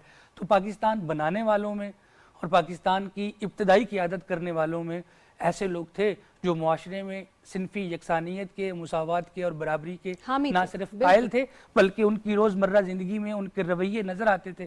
कायदे आज़म जा रहे हैं, साथ में उनकी बहन। जी बिल्कुल ऐसे ही दिखाई देता था। अच्छा मैं खुद एक औरत हूँ और मैंने अब अगर मैं अपनी एग्जांपल दूँ तो गाहे गाहे जैसे ज़िंदगी में कदम आगे बढ़ाया, मुझे अपने घर से ही अपने मर्दों की और फिर उसके बाद अपने शौहर की और फिर उसके बाद हर जगह चाहे उस्ताद हों सपोर्ट हासिल रही। और कहीं ना कहीं मैं एक इंडिपेंडेंट खातून होने के बावजूद भी ये सोचती हूँ कि मैं इस मुआशरे के अंदर बग़ैर इस सपोर्ट के नहीं चल सकती थी। तो वो तमाम बच्चियाँ जो आपके पास क्लास में पढ़ती हैं वो क्या फेयर्स हैं जो वो आपसे डिस्कस करती हैं जब आप उनको इंडिपेंडेंट होने की बात करते हैं, जब आप उनकी इक्वालिटी की बात करते हैं? एक तो ये कि सब लोगों को ये जानने की ज़रूरत है कि ख़वातीन की तालीम कोई डेड इन्वेस्टमेंट नहीं है।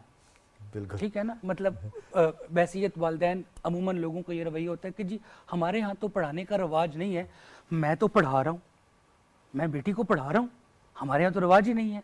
नहीं, ये आप एहसान नहीं कर रहे। दीन ने फर्ज किया है, आईन पाकिस्तान ने फर्ज किया है। तलबुल इल्म फरीज़तुन अला कुल्लि मुस्लिम, और उसमें ये नहीं है कि सिर्फ मुसलमान मर्द तालीम हासिल करे, यानी तमाम लोगों पर तालीम हासिल करने की ज़रूरत है। और एक मुआशरा जिसमें औरत मर्द दोनों यकसां किरदार अदा कर रहे हैं उसकी तामीर व तरक्की में, अगर आप खातीन की तालीम को एहसान समझते हैं या ये समझते हैं कि जी आप अपनी बच्चियाँ पढ़ा रहे हैं तो आप कोई एहसान कर रहे हैं, नहीं, आप अपना फ़र्ज़ अदा कर रहे हैं। दूसरा ये एक तो रवैये का मसला है, फिर हमारे यहाँ सहूलियात भी तो बहुत कम है।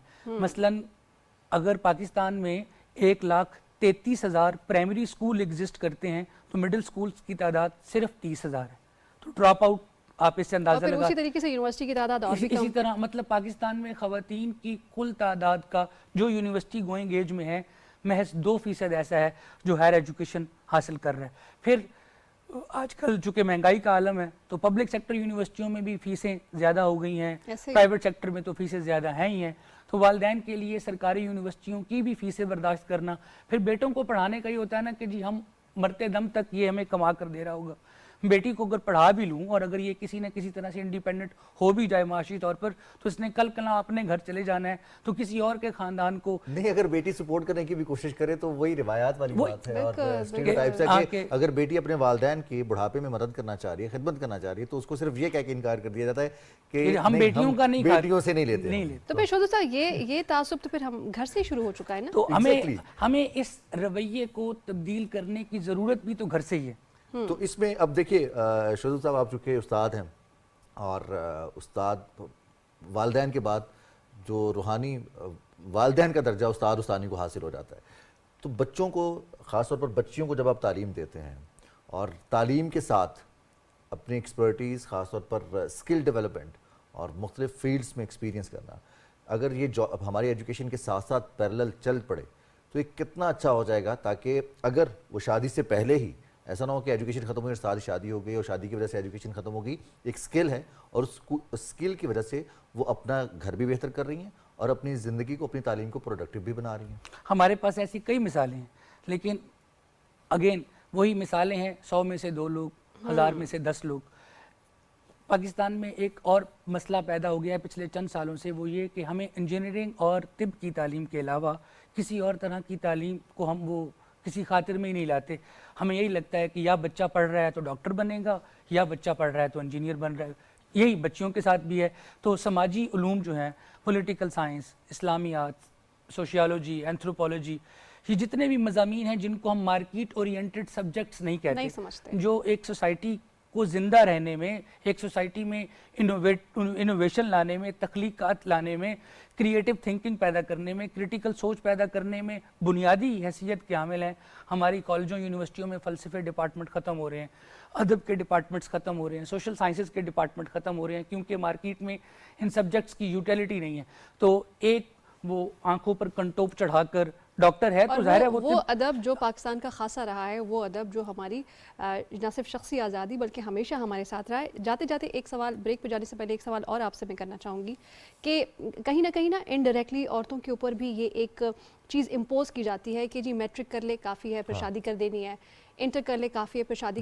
इस तरह की जो बातें उनके कान में पड़ती हैं तो कहीं ना कहीं उनकी अपनी भी जहन साजी हो रही होती है कि ये एक जिम्मेदारी है जो मैंने निभानी है आने वाले 2, 3, 4 साल में, तो मैंने क्या करना है। इसी में ऐड ऑन कर लें कि हमारे बुजुर्गों ने, हमारी अम्मी ने, हमारी दादी ने ये काम नहीं किया तो हम कैसे कर सकते हम हैं? कैसे कर सकते हैं? नहीं, लेकिन आपकी दादी यूनिवर्सिटी भी तो नहीं जा रही थी ना, यही और तो आप बात है यूनिवर्सिटी ना, आ रही कि है। वही जो रिवायत चलती आ रही है उसी को कैरी ऑन करते हैं, बजाय इसके कि उसको तोड़ा जाए कि अगर अम्मी नहीं गई तो कम से कम बेटी तो वो जाए। ये नहीं सोचती कि वो खुद फिजिकली कहाँ बैठी हुई हैं। आप अगर यूनिवर्सिटी के क्लासरूम में बैठकर ये बात कर रहे हैं कि सर हमारी माएँ या हमारी दादियों ने जो रोल समाज में निभाया है, हमें भी वही समाज में रोल निभाना है। आपका बाप अगर आपको यूनिवर्सिटी भेज रहा है तो ये आपका फ़र्ज़ बनता है कि आप अपने रवैये से और अपने किरदार से और अपनी समझ-बूझ से अपने वालिद को ये बताएं कि मेरे में और मेरे भाई में कोई फ़र्क नहीं है। वो अगर यूनिवर्सिटी पढ़ने जा रहा है तो मैं भी जा सकती हूँ, लेकिन तो शोधक साहब एक तबका ऐसा भी है जो ग्रेजुएशन या मास्टर्स तक की तालीम इसलिए बच्चों को दे रहा होता है कि ताकि उनके अच्छे बर हो सके, उनके अच्छे रिश्ते हो सकें।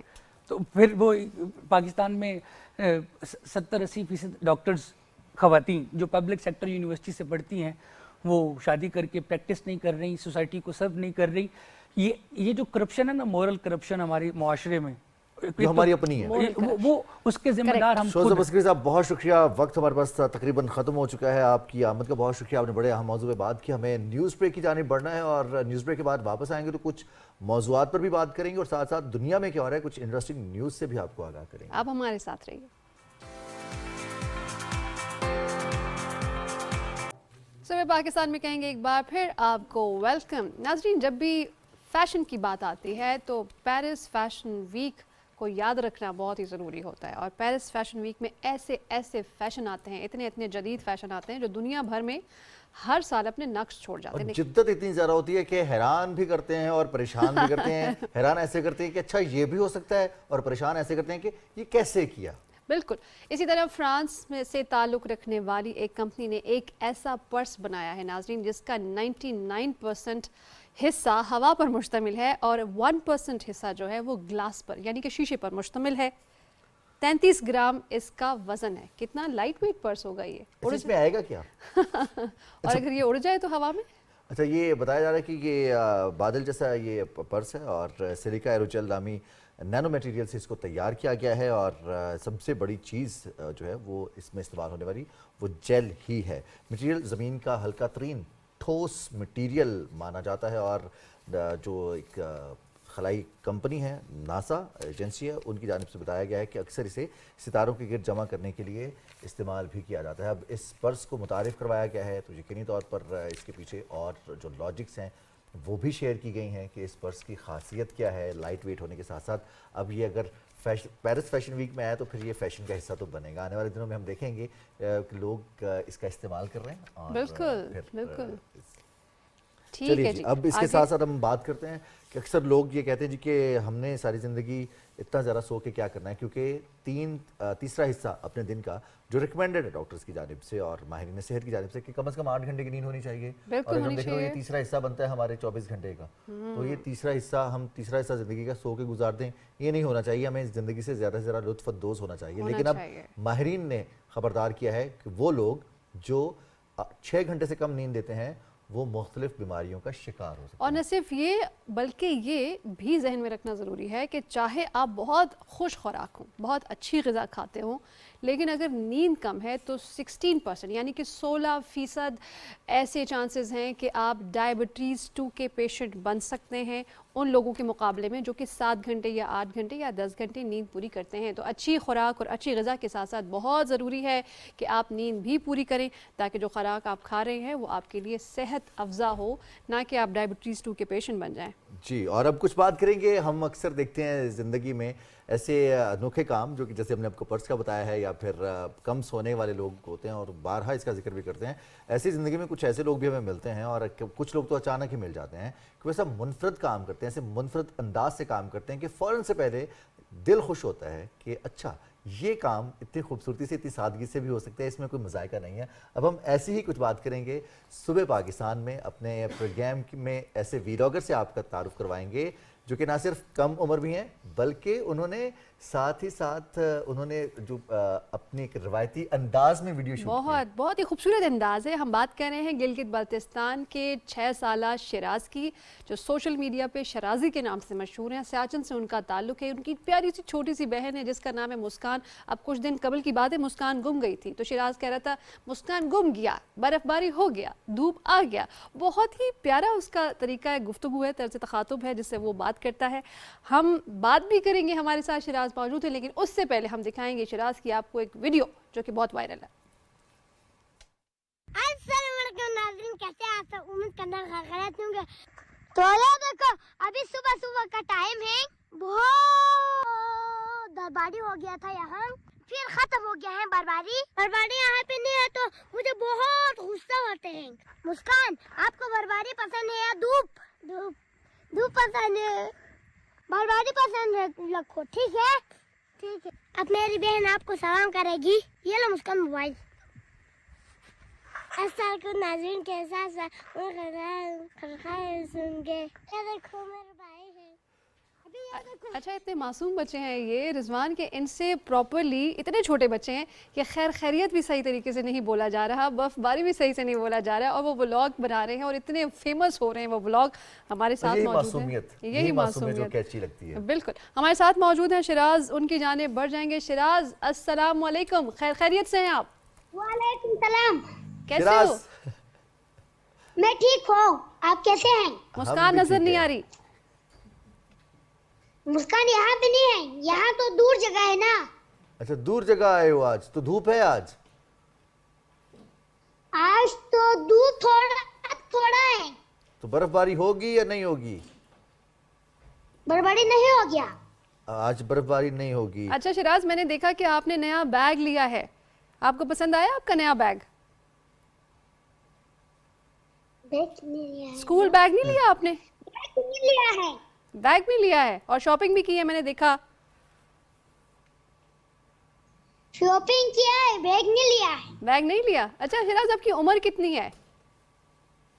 मेरी उम्र 7 साल है। 6 साल है? 7 साल हो अच्छा, गए। 7 साल है। अच्छा शिराज, ये तो बताइए ना। 7 साल। 7 साल, ठीक है, हमें पता चल गया आप 7 साल के हो। अब बड़ा आपको इस बात पे एतराज होता है कि 6 साल का छोटा नहीं, बताओ मुझे बड़ा हो गया हूँ। ये बताओ, ये सबसे पहले किसने कहा था कि वीडियो बनाओ? शिराज या खुद बनाई थी वीडियो? किसके मोबाइल से बनाई थी पहली वीडियो? मैंने खुद बनाई थी। मोबाइल किसका था?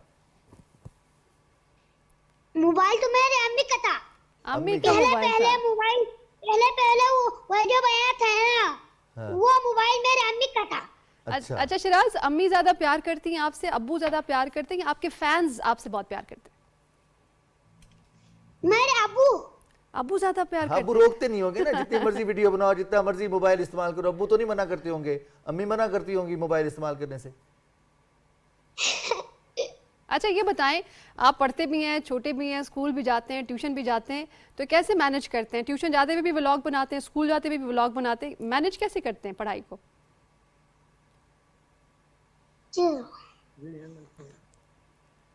अच्छा छोड़े, ये बता। पढ़ाई मुश्किल लगती है या वीडियो बनाना मुश्किल लगती है? कुछ मुश्किल नहीं लगता है। कितनी प्यारी बात की है कि उसे कुछ मुश्किल नहीं लगता, सिर्फ जब मुस्कान तंग करती है वो मुश्किल वो लगती है ना? मुश्किल लगता है। हाँ जी वो जी ये मुश्किल दिल की बात की है। अच्छा शिराज, ये बताएं कि इतनी आपकी जानदार आवाज है, इतनी कड़ाकेदार, आप कहते हैं अस्सलाम वालेकुम, खैर खैरियत से है, बर्फबारी हो रहा है, आप मुझे बताइए नाश्ते में खाते क्या हैं आप? नाश्ते में तो रोटी और नमकीन चाय, रोटी और यही नमकीन एक चाय। आता है। जबरदस्त जबरदस्त। तो फिर मुस्कान हमें दिख भी नहीं रही, हम मुस्कान को मिस भी कर रहे हैं बहुत ज्यादा। मुस्कान है भी बहुत प्यारी। अच्छा मुस्कान आपसे कितनी छोटी है, तंग करती है आपको? मुझे तो बहुत तंग करती है। तो वो गुम क्यों नहीं हो जाती? आप गुम होती है फिर आप उसको तलाश कर लेते हो, जब गुम हो गई है तो रहने दो ना गुम उसको। मुस्कान तो गुम होती रहती है। अच्छा, गुम होती गुम भी रहती होती है। रहती है, मिलती भी रहती है। अच्छा, कभी आप गुम हुए हो? ऐसे वीडियो बनाते बनाते कहीं दूर निकल गए, फिर वापसी का रास्ता नहीं मिल रहा, कभी ऐसा हुआ? जी हुआ है, जंगल में। जंगल में हुआ था, फिर कैसे वापस आए? हाँ अच्छा ये बताओ शिराज, बड़े होके क्या बनोगे? बड़े होके तो मैं पायलट बनूंगा। पायलट बनोगे, फिर भी व्लॉग बनाओगे या छोड़ दोगे व्लॉग बनाना? फिर भी व्लॉग बनाऊंगा। अच्छा आपको पता है शिराज कि आपसे सब लोग कितना प्यार करते जहाज हैं? में व्लॉग बनाऊंगा, जहाज में। जहाज में व्लॉग। अच्छा शिराज आपको पता है सब लोग आपसे कितना प्यार करते हैं, सब आपकी वीडियो देखते हैं, उस पे हार्ट्स बनाते हैं, दिल बना के भेजते उनका हैं। बहुत बहुत शुक्रिया। अच्छा, फोन करते हैं फैन? फोन बहुत सारे लोग करते हैं। क्या कहते हैं फोन करके? फोन करके आप तो बहुत वायरल हुआ है।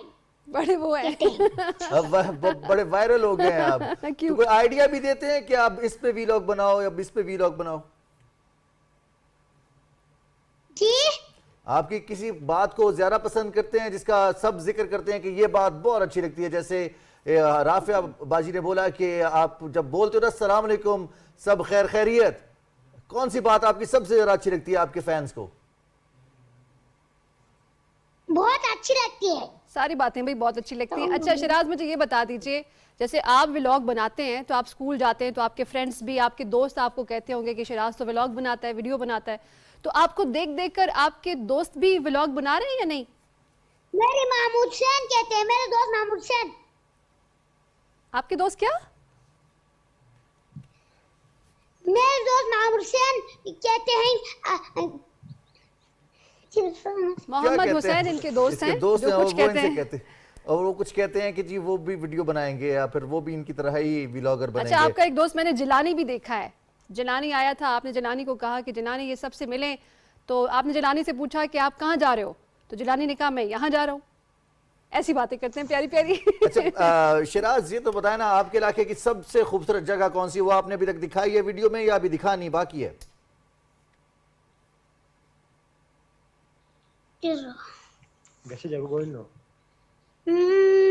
पहाड़ पे पानी था ना, वो है। पहाड़ का पानी था, उस पानी की कोई खास बात बताइए अपने नाजरीन को कि वो लोग इधर आए आके। मस्जिद भी था। ठीक है, तो दावत देते हैं अपने फैंस को, अपने वीडियो के जरिए लोगों को दावत देते हैं कि आए, आके हमारा इलाका देखें, खपलो वाली गांव आए और आके देखें कितना खूबसूरत है ये। जी तो हमें तो दावत नहीं दिया आपने अभी तक।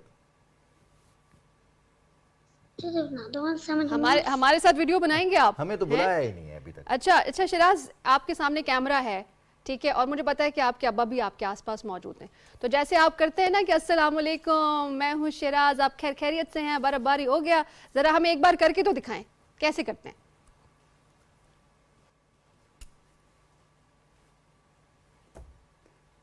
शिराज आप अभी सुन पा रहे हैं? क्या सब उम्मीद करता हूँ खैरियत से होंगे। मुस्कान पे अच्छी पे साथ साथ वो मुस्कान अपने- की कॉपी करूँ मैं। करें करो, करें करो, करें। अस्सलाम वालेकुम नाज़रीन, कहते हैं आप तक उम्मीद खैरियत से होंगे। ये देखो ये भाई है, ये बर्बादी है, ये कल चना है। अच्छा, और किस किस की कॉपी करते हैं आप शिराज? हाँ और किसकी कॉपी करते हैं? अच्छा शिराज, और तो खबरें तो बड़ी बड़ी। मुर्गी की। मुर्गी की अच्छा, कभी खबरें देखी हैं आपने? सिर्फ ना जी खबरें वबरें देखते हैं आप? खबरें वबरें देखते हैं? आपको पता है इस वक्त आप टीवी पे आ रहे हैं? खबर तो नहीं देते। खबर तो नहीं है, ये मासूमियत, इस पे कोई मर जाए, इस मासूमियत पे कोई फिदा हो जाए। अच्छा ये बताएं कि एक आपकी बहन है मुस्कान, आप मुस्कान से ज्यादा प्यार करते हैं या मुस्कान आपसे ज्यादा प्यार करती है? तो मैं भी बता सकता हूँ। मुस्कान इससे ज्यादा प्यार करती है। मैं मुस्कान को प्यार करती हूँ ना। हाँ। मुस्कान मुझे मारता है, प्यार नहीं करता है। वो प्यार करती है तो मारती है, अगर प्यार ना करती हो तो वो मारती भी नहीं आपको। वो हर वक्त आपके साथ साथ रहती है, आपका ख्याल रखती है ना। आखिरी दफा कब गुम हुई थी? अभी जब आपका आखिरी व्लॉग मैंने देखा है जिसमें आपने कहा मुस्कान गुम गई, तो आप देखने वालों को बताएं मुस्कान मिली है या नहीं मिली? मुस्कान तो मिली है। मिल गई तो अब इसमें आप उदास होने वाली कौन सी बात है? मुस्कान मिल गई है तो उदास क्यों हो रहे हैं? आप खुश हो गए थे वो गुम गई थी तो? नहीं नहीं। अच्छा, आप क्या कहना है लोगों से? आपका वीलॉग देखें लोग और उस पर कमेंट करें, उसको सब्सक्राइब करें और बेल आइकन भी दबाएं। क्या कहते हैं आखिर में, क्या कहते हैं वीडियो के? आखिर में अगले व्लॉग में मिलते हैं। अल्लाह हाफिज़। मैं चैनल को सब्सक्राइब करना, शेयर करना जरूर करना भूल गया। अच्छा, ये किसने याद करवाया है? ये खुद ही याद किया है? मेरे अबू ने लाइक करा है। अच्छा, अब्बू ने तो लाइक अब किया। बताओ पढ़ाई में कैसे हो? ये तो होगी वीलॉग की बात, पढ़ाई में कैसे हो? स्कूल में मजा आता है पढ़ने का? मजा आती है स्कूल में तो, मजा आती है। कौन सी क्लास में हो शराज? लेकिन तो थोड़ा थोड़ा मजा आती है। अब पढ़ाई बच्चों की बात इतने होगी शोर ना। करते हैं ना। अच्छा, बच्चे शोर अरे। करते हैं, बड़े हो गए हो ना, बाकी बच्चे हैं सारे। शराज कौन सी क्लास में हो? मैं 1 क्लास में पढ़ती हूँ। 1 क्लास में हो? मैं मुझे जी। My God. 1 की स्पेलिंग सुनाएं। 1 की स्पेलिंग क्या होती है? ONE1। ONEON। अच्छा, और दोस्त को आपके जो दोस्त है जिसका नाम आप बता रहे थे मोहम्मद हुसैन, उनको आती है स्पेल?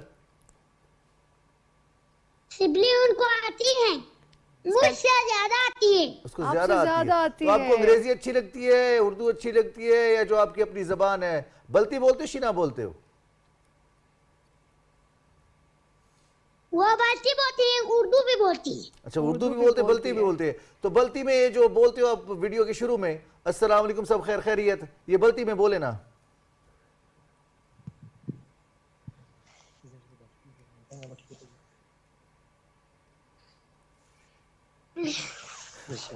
करें करें, कोशिश करें।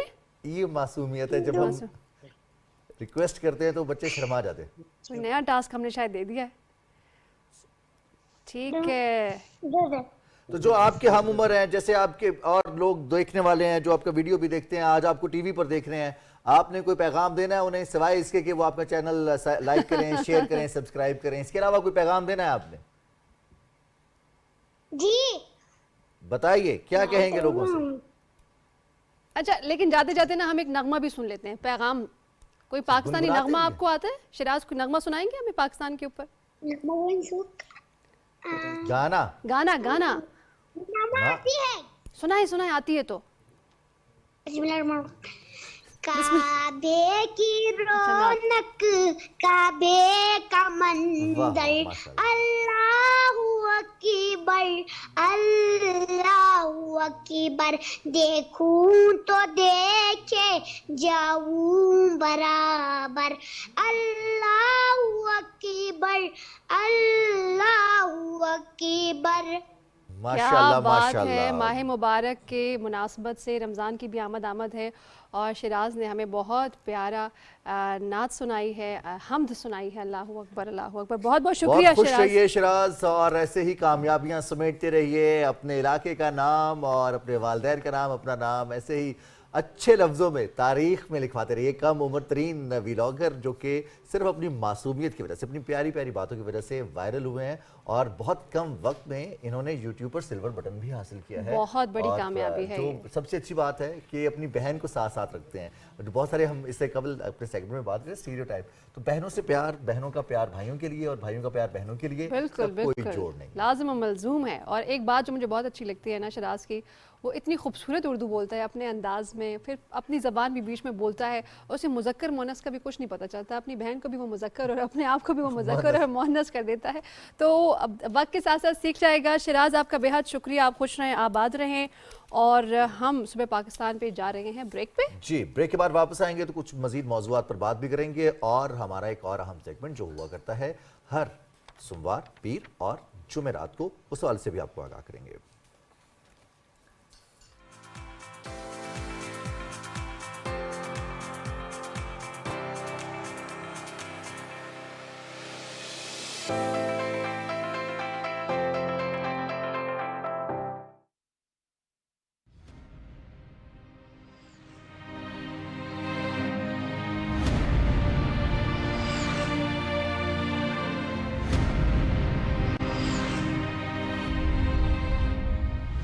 BTV لا رہا ہے پاکستان کا سب سے بڑا فلم فیسٹیول، جس میں آپ اپنی 3 سے 10 منٹ ڈیوریشن کی ڈاکیومنٹری یا شارٹ فلم بھیج سکتے ہیں اور پوری دنیا کو بتا سکتے ہیں کہ پاکستان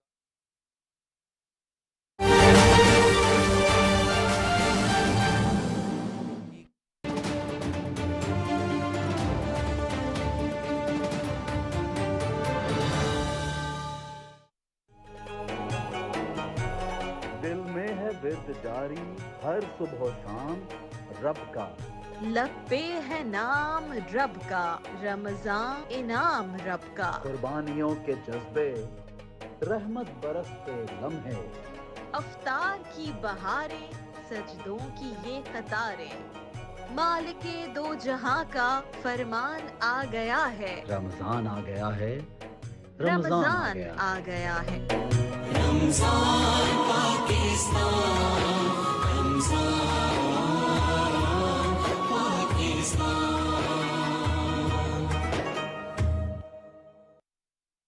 قرآن کریم کی اگر کہیں بھی توہین کی جاتی ہے، کسی بھی اعتبار سے توہین کی جاتی ہے، تو اس توہین کا جواب دینے کا بہترین طریقہ یہ ہے کہ آپ قرآن سے اپنا رشتہ مضبوط کر لیں.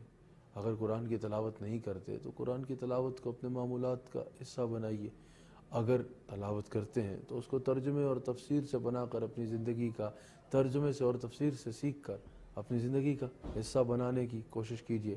جہاں اس سے آپ عظمت قرآن کو بیان کر رہے ہوں گے، جہاں اس سے آپ دنیا کو یہ بتا رہے ہوں گے کہ اگر کوئی قرآن کریم کی معاذ اللہ چند اوراق کو شہید کر کے یہ سمجھتا ہے کہ اس کی عظمت کو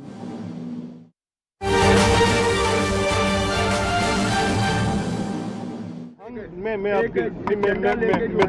تھوڑی آپ کی بات نہیں میں آپ کی بات کو I'll just stop it here. وہ اس کی وجہ آپ کا سوال اچھا ہے.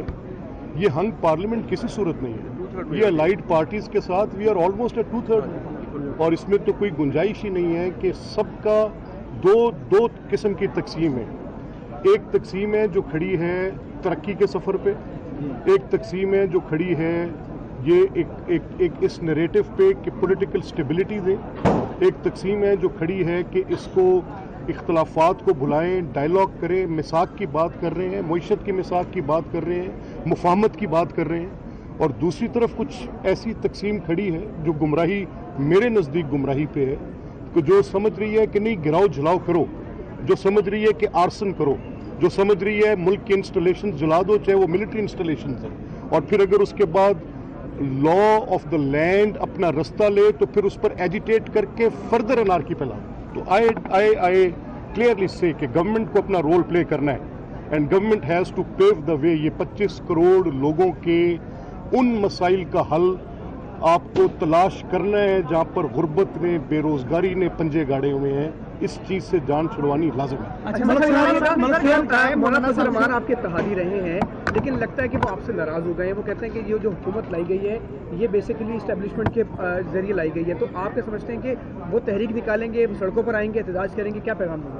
دیکھیے میرا مولانا کے لیے بڑا احترام ہے، اور میں آج بھی یہ سمجھتا ہوں کہ ان کی ایک بڑی سیاسی بصیرت ہے، اور میں سچی بات ہے کہ جو میں تقسیم کی اس طرف، اب دیکھیں میرا کانسٹیٹیوشنل رول ہے، مجھے اپنی پوزیشن کو آئینی تقاضے کے مطابق رکھنا ہے. میں بہت پارٹی پوزیشن سے تو بات آپ کے ساتھ نہیں کر سکتا، گو میں کسی وجہ سے بھی یہ بات अपने उस कॉन्स्टिट्यूशनल रोल पे, उस ओथ पे I am committed to that कि मुझे जो करना है वो करना है।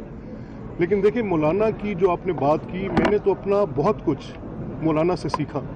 मैंने सीखा उनसे कि मुझे उनकी दलील ने सबूत के साथ दी गई दलील ने, शवाहिद के साथ दी गई दलील ने बताया कि मुल्क के अंदर कुछ सियासी अनासर ऐसे हैं जो अदम इस्तेहकाम चाहते हैं। फिर मैंने ख़ुद देखा बेतौकीरी करते उन सियासी अनासर को उलमाए कराम की।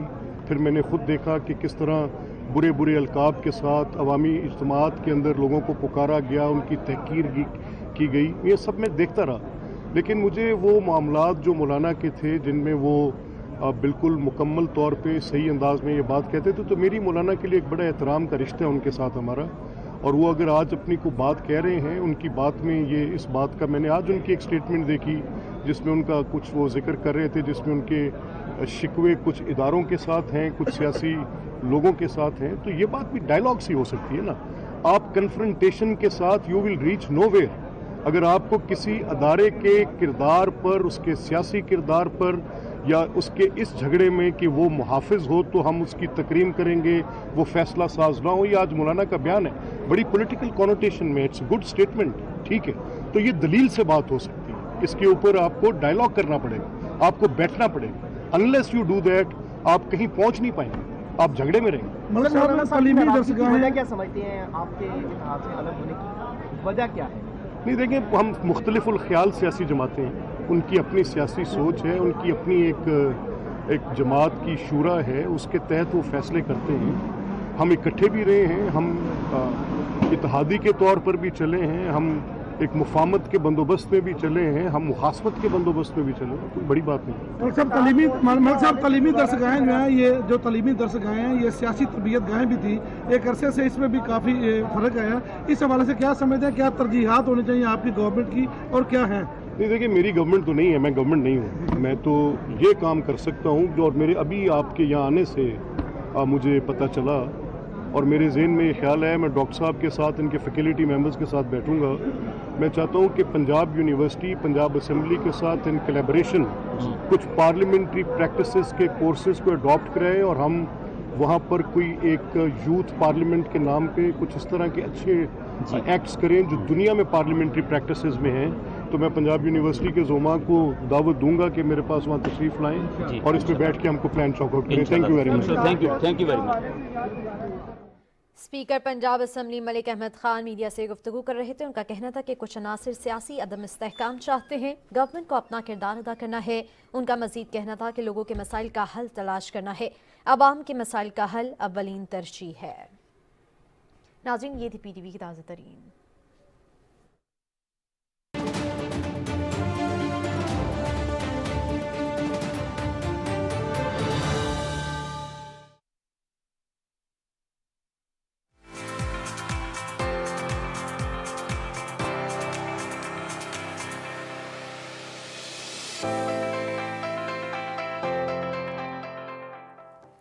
सुबह पाकिस्तान में कहेंगे एक बार आपको खुशामदीद और रमज़ान की आमद है। माह मुबारक आ गया है, ऑलमोस्ट पहुंच गया है और इस मुक़द्दस महीने से फैज़याब होने के लिए, सुबह शाम की रहमतें और बरकतें हासिल करने के लिए दुनिया भर में मुसलमान अल्लाह की रज़ा के लिए खाना पीना तर्क कर देते हैं, रोज़ा रखते हैं। और इस मरतबा अगर हम बात करें 2024 के रमज़ान मुबारक की, तो बहुत सारे लोग सिर्फ इसलिए एक्साइटेड हैं कि अब रमज़ान मुबारक बहार के इख्तिताम पर इसकी आमद है। हर साल 10 दिन कम होते हैं इस्लामी साल, और अगर हम जॉर्जियन कैलेंडर की बात करें तो अब गर्मियों के रोज़े ख़त्म होकर सर्दियों की जानिब शिफ्ट हो रहे हैं और इसमें 30 से 36 साल का अरसा दरकार होता है। वो लोग जो आज से 30 साल कबल रोज़े रखते थे, वो एक दफ़ा फिर एक्सपीरियंस करेंगे कि सर्दियों के रोज़े दूसरी दफ़ा उनकी ज़िंदगी में आ रहे हैं और इनकी बरकतें और इस रमज़ान मुबारक की खासियत क्या होगी, इसमें हमारे मामूलात क्या होने चाहिए, इस पर भी हम बात करेंगे। और इसके लिए हमारे साथ हमारे मौजूद मेहमान भी होंगे। सारे साथ चूँकि हमने जिक्र किया था कि आज जुमेरात है, तो जुमेरात को हमारे कार्टूनिस्ट हमारे साथ होते हैं जनाब मज़हर शहजाद साहब। अस्सलाम वालेकुम। वालेकुम अस्सलाम। खैरियत से हैं आप? आपको एडवांस मुबारक हो, रमज़ान मुबारक की खैर मुबारक। अल्लाह ताला बरकतें पाकिस्तान का, मैं समझता हूँ कि माशी लिहाज से, हर लिहाज से, सिक्योरिटी पॉइंट ऑफ व्यू से भी अल्लाह ताला इस महीने की बरकत से हमारे मुल्क को, मैं कहता हूँ कि अल्हम्दुलिल्लाह ऐसा कर दे कि आमीन आमीन इंशाल्लाह आगे ही क्या है जाएंगे। जहन में, क्या बनाने वाले हैं? इसी हवाले से देखें क्या बनाता हूँ। ठीक है, आप शुरू कीजिए। ये तो जब शुरू करूँगा तभी पता चलेगा क्या बना रहा हूँ मैं। ठीक है, आप देखेंगे आगाज़ कीजिए, उसके बाद फिर हम आपकी तरफ वापस आएंगे और अब हम बात करेंगे रमज़ानुल मुबारक, रमज़ान करीम की बरकतें। ये वो महीना है जो रहमतों से भरा है, जिसके एक एक आन में इतना ख़जाना है कि लूटने वाले कम पड़ जाते हैं लेकिन ख़जाना कम नहीं पड़ता, क्योंकि अता करने वाला इतना बेनियाज़ है, इतना बड़ा है, हर चीज़ पर कुदरत रखने वाला है कि वो खुद कहता है कि लूट लो जो लूटना है। बेशक, क्या और कुछ लूट सकते हैं हम। और रौनकें ही अलग होती हैं रमज़ान की। इफ्तार की बात हो तो सहरी की रौनकें हों, तो फिर नमाज़ें हों, और फिर उसके बाद आपको बताएं कि जब वो फैमिलीज़ गेट टुगेदर होती हैं, मामूलात ज़िंदगी इतनी बदल जाती है और हमारा तरीका शुआर इतना खूबसूरत इस्लामी तर्ज़-ए-अमल पर आ जाता है कि उसके क्या ही कहने हैं। सुबह पाकिस्तान में हमारे साथ गेस्ट मौजूद हैं, नाज़रीन उनकी जानिब बढ़ेंगे। स्टूडियोज़ में हमारे साथ मौजूद हैं मजहबी स्कॉलर अल्लामा मोहम्मद इकबाल कादरी। अल्लामा मोहम्मद इकबाल कादरी साहब, आपको वेलकम कहेंगे। बहुत शुक्रिया आपने सुबह पाकिस्तान के लिए वक्त निकाला। बगैर किसी तवक्कुफ़ के सवाल की जाने पाएंगे, रमज़ान मुबारक में हमारी इबादत की अगर बात की जाए और मामूलात ज़िंदगी की अगर बात की जाए तो क्या तजवीज़ करेंगे आप, क्या होनी चाहिए? बिस्मिल्लाहिर्रहमानिर्रहीम।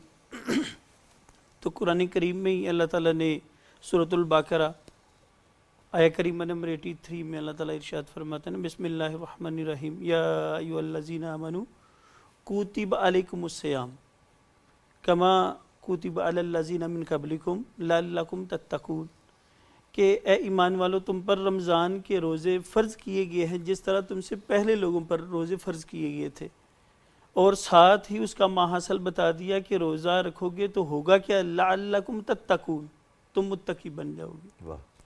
और जिस तरफ आपने सवाल जिस जानिब बढ़ाया कि मामूलात कैसे होने चाहिए, तो जैसे नबी करीम सल्लल्लाहु अलैहि वसल्लम रमज़ानुल मुबारक गुजारते थे कसरत से, बल्कि रमज़ान की आमद जिस तरह आपने इंट्रो में बताया, हुजूर ताजदार कायनात सल्लल्लाहु अलैहि वसल्लम भी जब शाबानुल मुअज़्ज़म का महीना आता है, ये जो चल रहा है, तो आप दुआ इरशाद फरमाते कि या रब्बल आलमीन, तूने शाबान अता फरमाया है, रमज़ान तक पहुँचा। और आप अलैहिस्सलाम की ये हदीस मुबारक भी है कि शाबान मेरा महीना है और रमज़ान मेरे रब करीम का महीना। क्या बात। यानी कि शाबान मेरा महीना है, उलमा फरमाते हैं इससे मुराद ये है कि हुजूर सल्लल्लाहु अलैहि वसल्लम कसरत से रोज़ा रखा करते थे शाबान के अंदर भी, और रमज़ान के जो रोज़े रखता है ये अल्लाह का महीना है, जो रमज़ान के रोज़े रखता है अल्लाह ताला की ज़ात उससे खुद मिल जाती है। और मामूलात, अगर हम आका अलैहिस्सलाम के मामूलात देखें तो हुजूर सय्यद दो आलम सल्लल्लाहु अलैहि वसल्लम इसकी रहमतों को समेटने के लिए सारा महीने का भी एहतिकाफ फरमाया करते।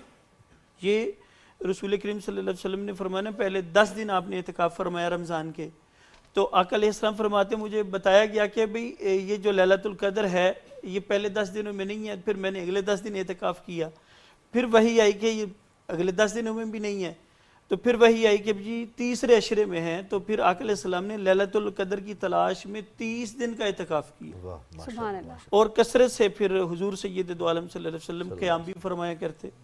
और रोज़ा, प्यारे आका सल्लल्लाहु अलैहि वसल्लम की बहुत ही प्यारी आका अलैहिस्सलाम की हदीस मुबारक है कि अल्लाह ताला ने उम्मत मोहम्मदिया को अगर आज़ाब देना होता तो ये 2 तोहफे कभी ना देता, कुरान और रमज़ान। अरे वाह, माशाल्लाह। ये 2 तोहफे जो दिए अल्लाह ताला ने उम्मत मोहम्मदिया को, तो ये जहन्नम से बचने का एक वसीला अल्लाह ताला के रसूल करीम सल्लल्लाहु अलैहि वसल्लम की उम्मत को अल्लाह ने अता फरमाया। वाह, माशाल्लाह माशाल्लाह। और फिर सहरी की रौनकें, एक अजीब सा समा होता है कि इब्ने माजा और तिरमिज़ी की हदीस है, रसूल करीम सल्लल्लाहु अलैहि वसल्लम ने इरशाद फरमाया कि सहरी किया करो कि सहरी में बरकत है। बेशक।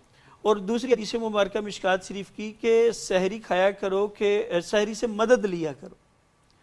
और फिर हुजूर ताजदार कायनात सल्लल्लाहु अलैहि वसल्लम ने यहाँ तक इरशाद फरमाया ना कि इस महीने में इतनी छमाछम रहमतें बरसती हैं अल्लाह ताला की कि अगर मेरी उम्मत को पता चल जाए कि रमज़ान कितनी बरकतों वसअतों वाला महीना है, कि जिसमें मफ़हूम है ना हदीस का कि इतनी नेकियां बढ़ जाती हैं कि नफल का सवाब फ़र्ज़ के बराबर और फ़र्ज़ का सवाब जो है वो 70 गुना कर दिया जाता है। आका अलैहिस्सलाम ने इरशाद फरमाया कि अगर मेरी उम्मत को पता चल जाए कि रमज़ान की हलावतें, चाशनियाँ, इसकी बरक़ात क्या हैं, تو یہ خواہش کرے یا رب العالمین سارا سال ہی روزے رہے. بے شک. یعنی یہ اتنی برکتوں والا مہینہ ہے رمضان المبارک. بالکل صحیح. بلکہ آقا علیہ السلام تو اس کی خوشخبری دیا کرتے کہ اے صحابہ، غنیت الطالبین میں شیخ عبد القادر جیلانی رضی اللہ تعالیٰ عنہ آپ لکھتے ہیں نا کہ ہمارا معمول کیا ہے کہ ہم جب رمضان آتا ہے تو عیدی پیسوں والی عیدی لگانے کے لیے ہم زیادہ جو ہے وہ اوور ٹائم لگانا شروع کر دیتے ہیں کہ عید زیادہ اکٹھی کی جائے. لیکن سلف و صالحین کے صحابہ کا آقا علیہ السلام کا طریق کیا تھا کہ آپ جن سے پیسے لینے ہوتے لے لیتے، جن کو دینے ہوتے دے دیتے، اور رمضان کی بھرپور تیاری کے لیے اپنے آپ کی کمر کس لیتے. کثرت سے نماز تراویح کا اہتمام، کثرت سے تلاوت قرآن پاک، کثرت سے نیکیاں، کثرت سے توبہ، کثرت سے استغفار، اور پھر جس طرح وہ 3 اشرے بنا دیے رحمت کا، مغفرت کا اور جہنم سے آزادی کا. پھر اللہ کے محبوب صلی اللہ علیہ وسلم اپنے آپ کو عبادت کے لیے بھرپور تیار کر لیا کرتے تھے. اور اب چونکہ رمضان میں رحمتیں، برکتیں اور اس کی فضیلتیں اتنی زیادہ ہیں کہ انسان استفادہ کرنا چاہے تو انسان کی اپنی ذات اس میں کم پڑ جاتی ہے، اتنی رحمتیں ہوتی ہیں. تو علامہ صاحب ہم کس طرح سے استفادہ کر سکتے ہیں؟ جیسے آپ نے کہا کہ ہم تیاری میں لگ جاتے ہیں، جو موجودہ دستیاب وقت ہے اس کو ہم کارآمد نہیں بناتے، ہم مستقبل کا، فیوچر کا سوچ کر، اس کا پلان کر کے موجودہ وقت کو ضائع کر ہوتے. پھر روزے کو ڈھال بھی قرار دیا گیا، لیکن ہم روزے کو ڈھال بنا لیتے ہیں. جہاں روزہ گناہوں سے بچنے کے لیے ڈھال ہے، وہاں ہم روزے کو ڈھال بنا لیتے ہیں کہ ہم کام نہیں کریں گے. یہ طرز عمل کیسا ہے؟ یہ طرز عمل جو ہے یہ ایک وہ اپنی خواہشات کو ہم فوقیت دیتے ہیں. اور 29 انبیاء کا تذکرہ ہے قرآن کریم میں، تو ساری امتوں کو یہی سٹائل تھا کہ اگر وہ اور اس کو کلوز کرنا چاہوں کہ میٹھا میٹھا ہب ہب، کڑوا کڑوا ہم چھوڑ دیتے ہیں. لیکن کوشش یہ کرنی چاہیے کہ حضرت ابراہیم بن ادہم علیہ الرحمہ وہ فرماتے ہیں کہ جو عمل کرنے میں جتنا مشقت والا ہوگا اس کا اجر اور اس کا ثواب بھی اتنا زیادہ ہوگا. ہم محسوس کرتے ہیں جی اس سے ویکنس ہو رہی ہے روزے سے، جبکہ مشکات شریف کی حدیث ہے آقا علیہ السلام نے ارشاد فرمایا تاسومو تاسوہو، کہ روزہ رکھو صحت ملے گی. لیکن ہم اس کو لے جاتے ہیں جی ویکنس ہو گئی ہے. روزہ جو ہے یہ ویکنس کو ظاہر کرنے کے لیے. حضرت امام غزالی علیہ الرحمہ فرماتے روزے کیوں فرض کیے گئے ہیں؟ اسی لیے کہ قیامت کا دن 50,000 سال کا ہوگا. وہاں نہ پانی پینے کے لیے ہوگا، نہ کپڑے پہننے کے لیے ہوں گے، اور 50,000 سال اللہ کی بارگاہ میں قیامت کے دن ہم کھڑے رہیں گے. یہ اس کی ریاض ہے، یہ اس کی پریکٹس کروائی جا رہی ہے. انسان سمجھتا ہے کہ یہ بہت مشکل ہے. ہم صحابہ کرام کی زندگیوں کو ٹیلی کریں تو دیکھنے میں ملتا ہے کہ جنگ بدر ہے، 17 رمضان ہے اور مئی جون کی گرمی ہے. صحابہ نے روزے بھی رکھے، جنگیں بھی لڑی. اور جتنا، جس طرح میں نے پہلے عرض کیا کہ جتنا مشقت والا عمل ہوگا اس کا ثواب بھی زیادہ ہے. تو اس لیے ہمیں اس طرف نہیں بڑھنا چاہیے کہ ہم کی جو ویکنس ہوگی تو جو ہے ہم روزہ نہیں رکھتے. روزہ آقا علیہ السلام نے ارشاد فرمایا کہ اگر میری امت کو جان بوجھ کر اگر کوئی رمضان کا ایک روزہ چھوڑ دے، اس کے کفارے کے لیے بقیہ کی ساری زندگی انسان روزہ رکھتا رہے، تو رمضان کے ایک روزے کا کفارہ ساری زندگی کے روزے نہیں ہو سکتے. فار ایگزامپل اس کی 20 سال ایج ہے، 20 سال نفلی روزے رکھے کہ وہ ذہن بنائیں کہ یہ کفارہ ہو جائے جو رمضان کا روزہ چھوڑا تھا تو نہیں بن سکتا. اس کا کفارہ نہیں ہو سکتا. اتنا زیادہ ثواب ہے رمضان کا. اور یہ جو بنا لیتے ہیں ہم ذہن کے جی مزدوری کرنی ہوتی ہے یا دیگر، اب جتنی فیسیلٹیز آج ہمارے پاس ہیں، کبھی ہم تھوڑا سا پیچھے جائیں، میرے آپ کے دادا پر دادا جی، اس سے بھی جو پیچھے نسلیں ہیں، انہوں نے کبھی ایسی دیکھا تھا؟ نہیں. موٹر سائیکل کبھی انہوں نے یوز کی نہیں. انہوں نے کبھی گاڑیاں پراڈو.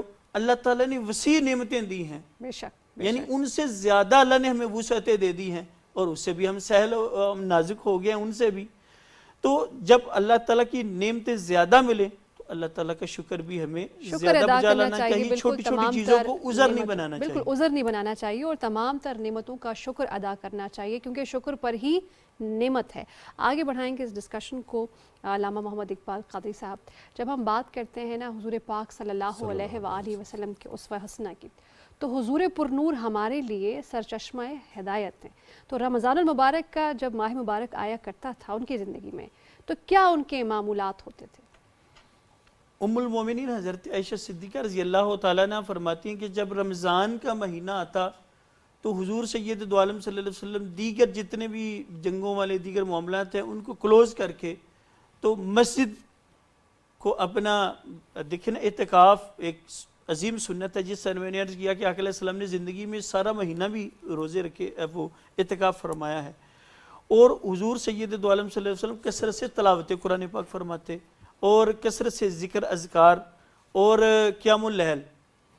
اس رات رمضان کی راتوں میں کوشش یہ کرنی چاہیے کہ قیام اللیل کثرت سے کیا جائے، توبہ استغفار کی جائے، اور زیادہ سے زیادہ روزہ جو ہے وہ رکھا جائے تاکہ اللہ تعالیٰ اور اس کے رسول کریم صلی اللہ علیہ وسلم کی رضامندی ہمیں حاصل ہو جائے، اور ہماری دنیا اور آخرت جو ہے، آقا علیہ السلام نے ارشاد فرمایا نا کہ بہترین انسان وہ ہے کہ جسے زندگی میں رمضان ملے، وہ رمضان کے روزے رکھے اور اپنی بخشش کروائے۔ کہ تاجدار کائنات صلی اللہ علیہ وسلم کی مزید حدیث ہے کہ حضور علیہ السلام نے فرمایا ایک رمضان دوسرے رمضان تک، ایک جمعہ دوسرے جمعہ تک، اور ایک نماز دوسری نماز کے درمیان کے گناہوں کا کفارہ ہے۔ یعنی اگر کوئی یہ رمضان کے روزے رکھے گا تو پچھلے رمضان سے لے کے اس رمضان تک جتنے گناہ ہیں اللہ تعالیٰ ہمارے ان گناہوں کی بخشش فرما دے گا۔ یہ ایسا رمضان کا اور ہم دیکھتے ہیں کہ رمضان المبارک میں جن رونقوں کی ہم بات کر رہے تھے، سحر ہو، افطار ہو، نماز تراویح ہو، مساجد میں رونق لگتی ہے، اس رونق میں قربانی، مساوات، ایک دوسرے کا احساس، جی بالکل، جو بھوک پیاس ہے کسی میں، جو معاشرتی تفریق کی وجہ سے اس کو محسوس کرنے کا موقع بھی ہمیں ملتا ہے۔ اس سے ہم کیا سیکھ سکتے ہیں اور اس کو ہم مستقلی اپنی زندگی میں کیسے شامل کر سکتے ہیں؟ جس طرح بخاری شریف کی حدیث جو شروع میں آپ نے انٹرو میں بتائی کہ جی روزہ ایک ڈال ہے، حضور صلی اللہ علیہ وسلم نے ارشاد فرمایا روزہ ایک گناہوں سے ایک ڈال ہے۔ ڈال کیا ہے کہ پہلی جو جنگیں ہوتی تھی، ایک ہاتھ میں تلوار دوسرے ہاتھ میں وہ ڈال ہوتی تھی۔ ڈال کس لیے؟ کہ دشمن کا وار روکنے کے لیے، اور روزے کو ڈال اس لیے کہا گیا ہے کہ شیطان جب دیگر ہمیں مصروفیات میں لگا دیتا ہے تو اس سے بچنے کا ایک ذریعہ ہے۔ اسی لیے رسول کریم صلی اللہ علیہ وسلم نے ارشاد فرمایا کہ جب کوئی روزے کی حالت میں تم سے جگڑنے لگے اس کو واضح کہہ دو بھئی میں روزے سے ہوں۔ لیکن ہمارا ریئیکشن کیا ہے؟ صبر، روزہ صبر کا درس دیتا ہے۔ صبر کا معنی ہے رک جانا، یعنی گناہوں سے، برائیوں سے رک جانا۔ روزے کی ڈیفینیشن نہیں دیکھے نا کہ صبح سے لے کے شام تک کھانے پینے اور بیوی کے قریب جانے سے رک جانا۔ اور روزہ صرف یہ بھوکے رہنے کا نام نہیں، بلکہ کشف المحجوب میں حضور داتا صاحب علیہ رحمہ فرماتے ہیں انسان کی آنکھ کا بھی روزہ ہے، ہاتھ کا بھی روزہ ہے، پاؤں کا، پیٹ کا، یعنی کہ ایک ایک عضو پارٹس آف باڈی کا جو ہے وہ روزہ ہے۔ ہم نے کچھ احباب ایسا کرتے ہیں کہ سحری کی، بستر کو اپنا لیا اور پھر سارا دن سو کے گزار دیتے ہیں، ایسا نہیں۔ حضرت امام غزالی علیہ رحمہ فرماتے ہیں کوشش یہ کرنی چاہیے کہ روزے کو جاگ کر ورک کر کے گزارا جائے تاکہ ویکنیس روزہ اپنا جو ہے نا بتائے کہ میں نے روزہ رکھا ہے۔ تو اس طرح روزہ جو ہے یہ صبر کا درس دیتا ہے، اصرار کا۔ اور حضور علیہ السلام نے ارشاد فرمایا کہ رمضان میں رزق بڑھا دیا جاتا ہے، ماشاءاللہ، کہ دوسروں کے اوپر خرچ کیا جائے۔ کہ حضور صلی اللہ علیہ وسلم نے ارشاد فرمایا کہ جو روزہ کسی کو افطار کروائے تو اللہ تعالیٰ اس کو روزہ رکھنے جتنا ثواب عطا فرماتا ہے۔ زبردست۔ تو عرض کی کہ یا رسول اللہ یہ جو پانی کا حوض ہے یہاں سے قریب سے پکڑا کے کوئی دوسرے کو افطار کروا دے اس کے لیے بھی وہی ثواب ہے؟ تو حضور علیہ السلام نے ارشاد فرمایا ہاں اس کے لیے بھی یہی ثواب ہے۔ ماشاءاللہ ماشاءاللہ۔ اچھا، یعنی کہ آپ کی جو بات چیت ہے اس سے یہ ثابت ہوتا ہے کہ روزہ ہمیں پرہیزگار بناتا ہے۔ جی جی بالکل، وہ تو قرآن کی آیت ہے نا لعلکم تتقون، روزہ اس لیے فرض کیا گیا ہے تاکہ تم متقی بن جاؤ۔ اور تقویٰ کیا ہے؟ کہ جو اللہ نے اور اس کے پیارے محبوب کریم صلی اللہ علیہ وسلم نے جن چیزوں سے منع کیا ہے ان سے ہم رک جائیں، اور جن کا حکم دیا ہے ان کے اوپر عمل کریں, یہی تقویٰ. بالکل ایسے. اچھا, ہر عاقل ہر بالغ پر روزہ فرض کیا گیا. ہم یہ دیکھتے ہیں قاضی صاحب کہ جب بھی رمضان المبارک کا مہینہ آتا ہے تو ہمارے طور طریقے, ہمارا اٹھنا بیٹھنا, اٹھنے جاگنے کے اوقات کار, کھانا پینا, بول چال, جیسا کہ آپ نے کہا نا کہ ہر ایک شے کا روزہ ہے, آنکھ کا بھی روزہ ہے, کان کا بھی روزہ ہے, زبان کا بھی روزہ ہے, تو ہماری زندگی مکمل طور پر تبدیل ہو چکی ہوتی ہے. تو کیا ہی اچھا ہو کہ یہ جو طریقہ کار ہم اپناتے ہیں رمضان میں, کیا اسے ہم پورے سال امپلیمنٹ نہیں کر سکتے؟ بالکل کر سکتے ہیں. یہ تو ہے کہ وہ پنجابی کا مقول ہے, بلیا دل دا کی سمجھانا, ایتھو پٹنا تے ایتھے لانا. یہ نفس, ایک صوفیہ فرماتے ہیں نفس ایک بچہ ہے. دیکھیں نا, وہی نفس, وہی انسان بیوی کھانے کے دوران پانی کا گلاس لیٹ کر دے تو بندہ غصے میں آ کے کہہ دیتا ہے تجھے طلاق. وہی انسان ہے کہ اللہ تعالیٰ صبر دے دیتا ہے تو 17 گھنٹے کا روزہ رکھ لیتا. بالکل. تو یہ روزہ جو ہے یہ جس طرح ایک روٹین رمضان کی ہے, اگر اس کو کنٹینیو کیا جائے پوری زندگی, پورے سال کے لیے, پھر تو ہماری زندگیوں کے اندر صبر, شکر, اثار, مساوات, بھائی چارہ اور تقویٰ جو ہے, اس کی جو واضح کیفیات ہیں ان کا ورود ہمارے اوپر ہونا شروع ہو جائے. اگر ہم اس کو ساری زندگی کے لیے اڈاپٹ کر لیں اور صحیح معنوں میں سیلیبریٹ کریں, اگر رمضان کو جس طرح ہمارے نبی کریم, صحابہ کرام, اہل بیت اطہار, سلف و صالحین جیسا وہ رمضان گزارتے تھے, کاش ہماری ویسی روٹین ہو جائے تو پھر تو وارے نیارے ہو جائیں. پھر ساری زندگی جو ہے وہ کبھی انسان کبھی گمراہ نہیں ہو سکتا اور گناہوں میں نہیں ملوث ہو سکتا. یہ روٹین کاش ہماری بن جائے. لیکن انسان خطا کا پتلا ہے, خطائیں کرتا ہے. ہم خطائیں کریں گے تو استغفار کریں گے, استغفار کریں گے تو معاف کرنے والا ہم سب کو معاف کرے گا. ہم رخ کریں گے, گفتگو کا سلسلہ بھی جاری رکھیں گے. مظہر شہزاد صاحب اپنے آج کا جو ان کی ڈپکشن ہے, آج جو منظرنامہ انہوں نے منظر کشی کی ہے, اس حوالے سے ان سے جانیں گے کہ آج انہوں نے کیا بنایا. کچھ چاند ستارے نظر آئے ہیں, کچھ خوشیاں ہمیں نظر آئی ہیں. بہت خوبصورت سی کوئی چیز مجھے دکھائی دی. امت مسلمان, تمام مسلمانوں کے لیے تو جیسے قاری صاحب نے فرمایا کہ برکت کا مہینہ ہے, ہر خاندان کے لیے یہ ایک فیملی میں نے دکھائی ہے کہ اس پہ, اور ساتھ بہار رمضان, آپ نے ابھی بہار کا ذکر کیا, بہار بھی شروع ہو گئی ہے اور رمضان بھی. یہ بڑی نعمت ہے کہ دونوں چیزیں اکٹھی شروع ہو گئی ہیں. اللہ کی نعمتیں آ رہی ہیں, یہ پھول بھی آ رہے ہیں, چاند ستارے اتر رہے ہیں. پکڑنا ہے ان کو, بس سامنے ان کو اپنے اندر سمو لینا ہے. اور یہ ایسا مہینہ ہے, میں حیران ہوتا ہوں کہ خود بخود انسان کو صبر آ جاتا ہے اور خود بخود انسان کو ایک تسکین ملتی ہے. میں یہ کہنا چاہتا ہوں آخر میں جو جملہ ہے کہ دسترخوان مت سجائیں, نارمل رہیں جیسے پہلے روٹین میں. آپ کھانا کھا لیں, ضروری نہیں کہ اب تلی ہوئی چیزیں, پکوڑے, یہ وہ, ذرا پڑوس کا تھوڑا سا ٹک ٹک کر لیں کسی کے دروازے کو, یہ لازمی کریں. دروازوں کو ٹک ٹک کریں, بس دوسروں کے دروازوں کو. اپنا پیٹ تو پورا سال ہم بھرتے ہیں, ذرا اس مہینے دوسروں کے دروازے کھٹکھٹا کے دیکھیں, اللہ برکت ڈالے گا انشاءاللہ. بہت اچھی بات کی ہے.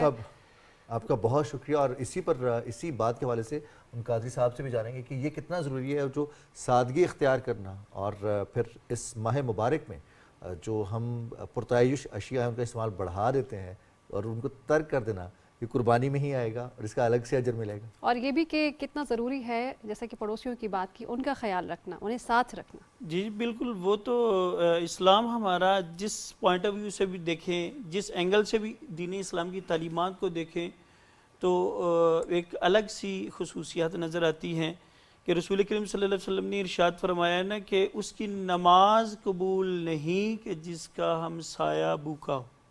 یعنی ہمسائے کا, جس طرح مظہر صاحب نے بھی اس طرف توجہ دلائی, تو ہمسایوں کا بھی خیال رکھنا چاہیے. دیکھیں وہ کیسا, جس کو ہم کہتے ہیں کہ ریاست مدینہ, وہ کیا ہے کہ ایک اب سری, بکرے کی سری جو آتی ہے, ایک صحابی دوسرے کو فوقیت دیتے ہیں کہ بھی کھا لو, تو وہ ذہن بناتے ہیں مجھ سے زیادہ اگلا جو ہے زیادہ مستحق ہوگا, وہ اگلے گھر بھیج دیتے ہیں. وہ ذہن بناتے ہیں کہ اگلے گھر والے زیادہ تو یہ گھوم کے وہیں واپس آ جاتی ہے۔ اثار کیا ہے؟ ضرورت خود ہونے کے باوجود اپنے دوست کو، ہمسائے کو پریفر کرنا، اس کو فوقیت دینا، اور یہی ایثار ہے، یہی قربانی ہے، اور جی، یہی بالکل۔ ہمیں سکھاتا ہے ہمارا مذہب کہ آپ کے پاس ایک چیز ہے، آپ اسے بانٹ کر کھائیں یا اپنی خواہش کو دبا لیں اور دوسرے تک اس کو پہنچائیں۔ اور یہی سادگی۔ بہت شکریہ علامہ محمد اقبال قادری صاحب، آپ اسٹوڈیوز میں تشریف لائے اور رمضان کریم کی آمد کے حوالے سے اور رمضان میں ہمارا طرز عمل کیا ہونا چاہیے، ہمارا رویہ کیا ہونا چاہیے، سوچ کیا ہونا چاہیے، اس پر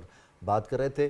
ہم آپ سب کو خدا حافظ کہیں گے، پروگرام کا وقت ختم ہو چکا ہے۔ انشاءاللہ آپ سے کل صبح ملاقات ہوگی، اور یہ رمضان کی رحمتیں برکتیں پاکستان ٹیلی ویژن نیوز کے سنگ بھی اب تو پرومو بھی چل رہا ہے کہ رمضان پاکستان کا پرومو بھی آپ دیکھ رہے ہیں، اور پاکستان ٹیلی ویژن خصوصی نشریات بھی لائے گا، اور ہمارا اور آپ کا جو ملاقاتوں کا یہ سلسلہ ہے یہ یوں ہی جاری رہے گا۔ پروگرام میں ہم آپ سے اجازت چاہیں گے، اپنا بہت سارا خیال رکھیے گا۔ اللہ حافظ۔ اللہ حافظ۔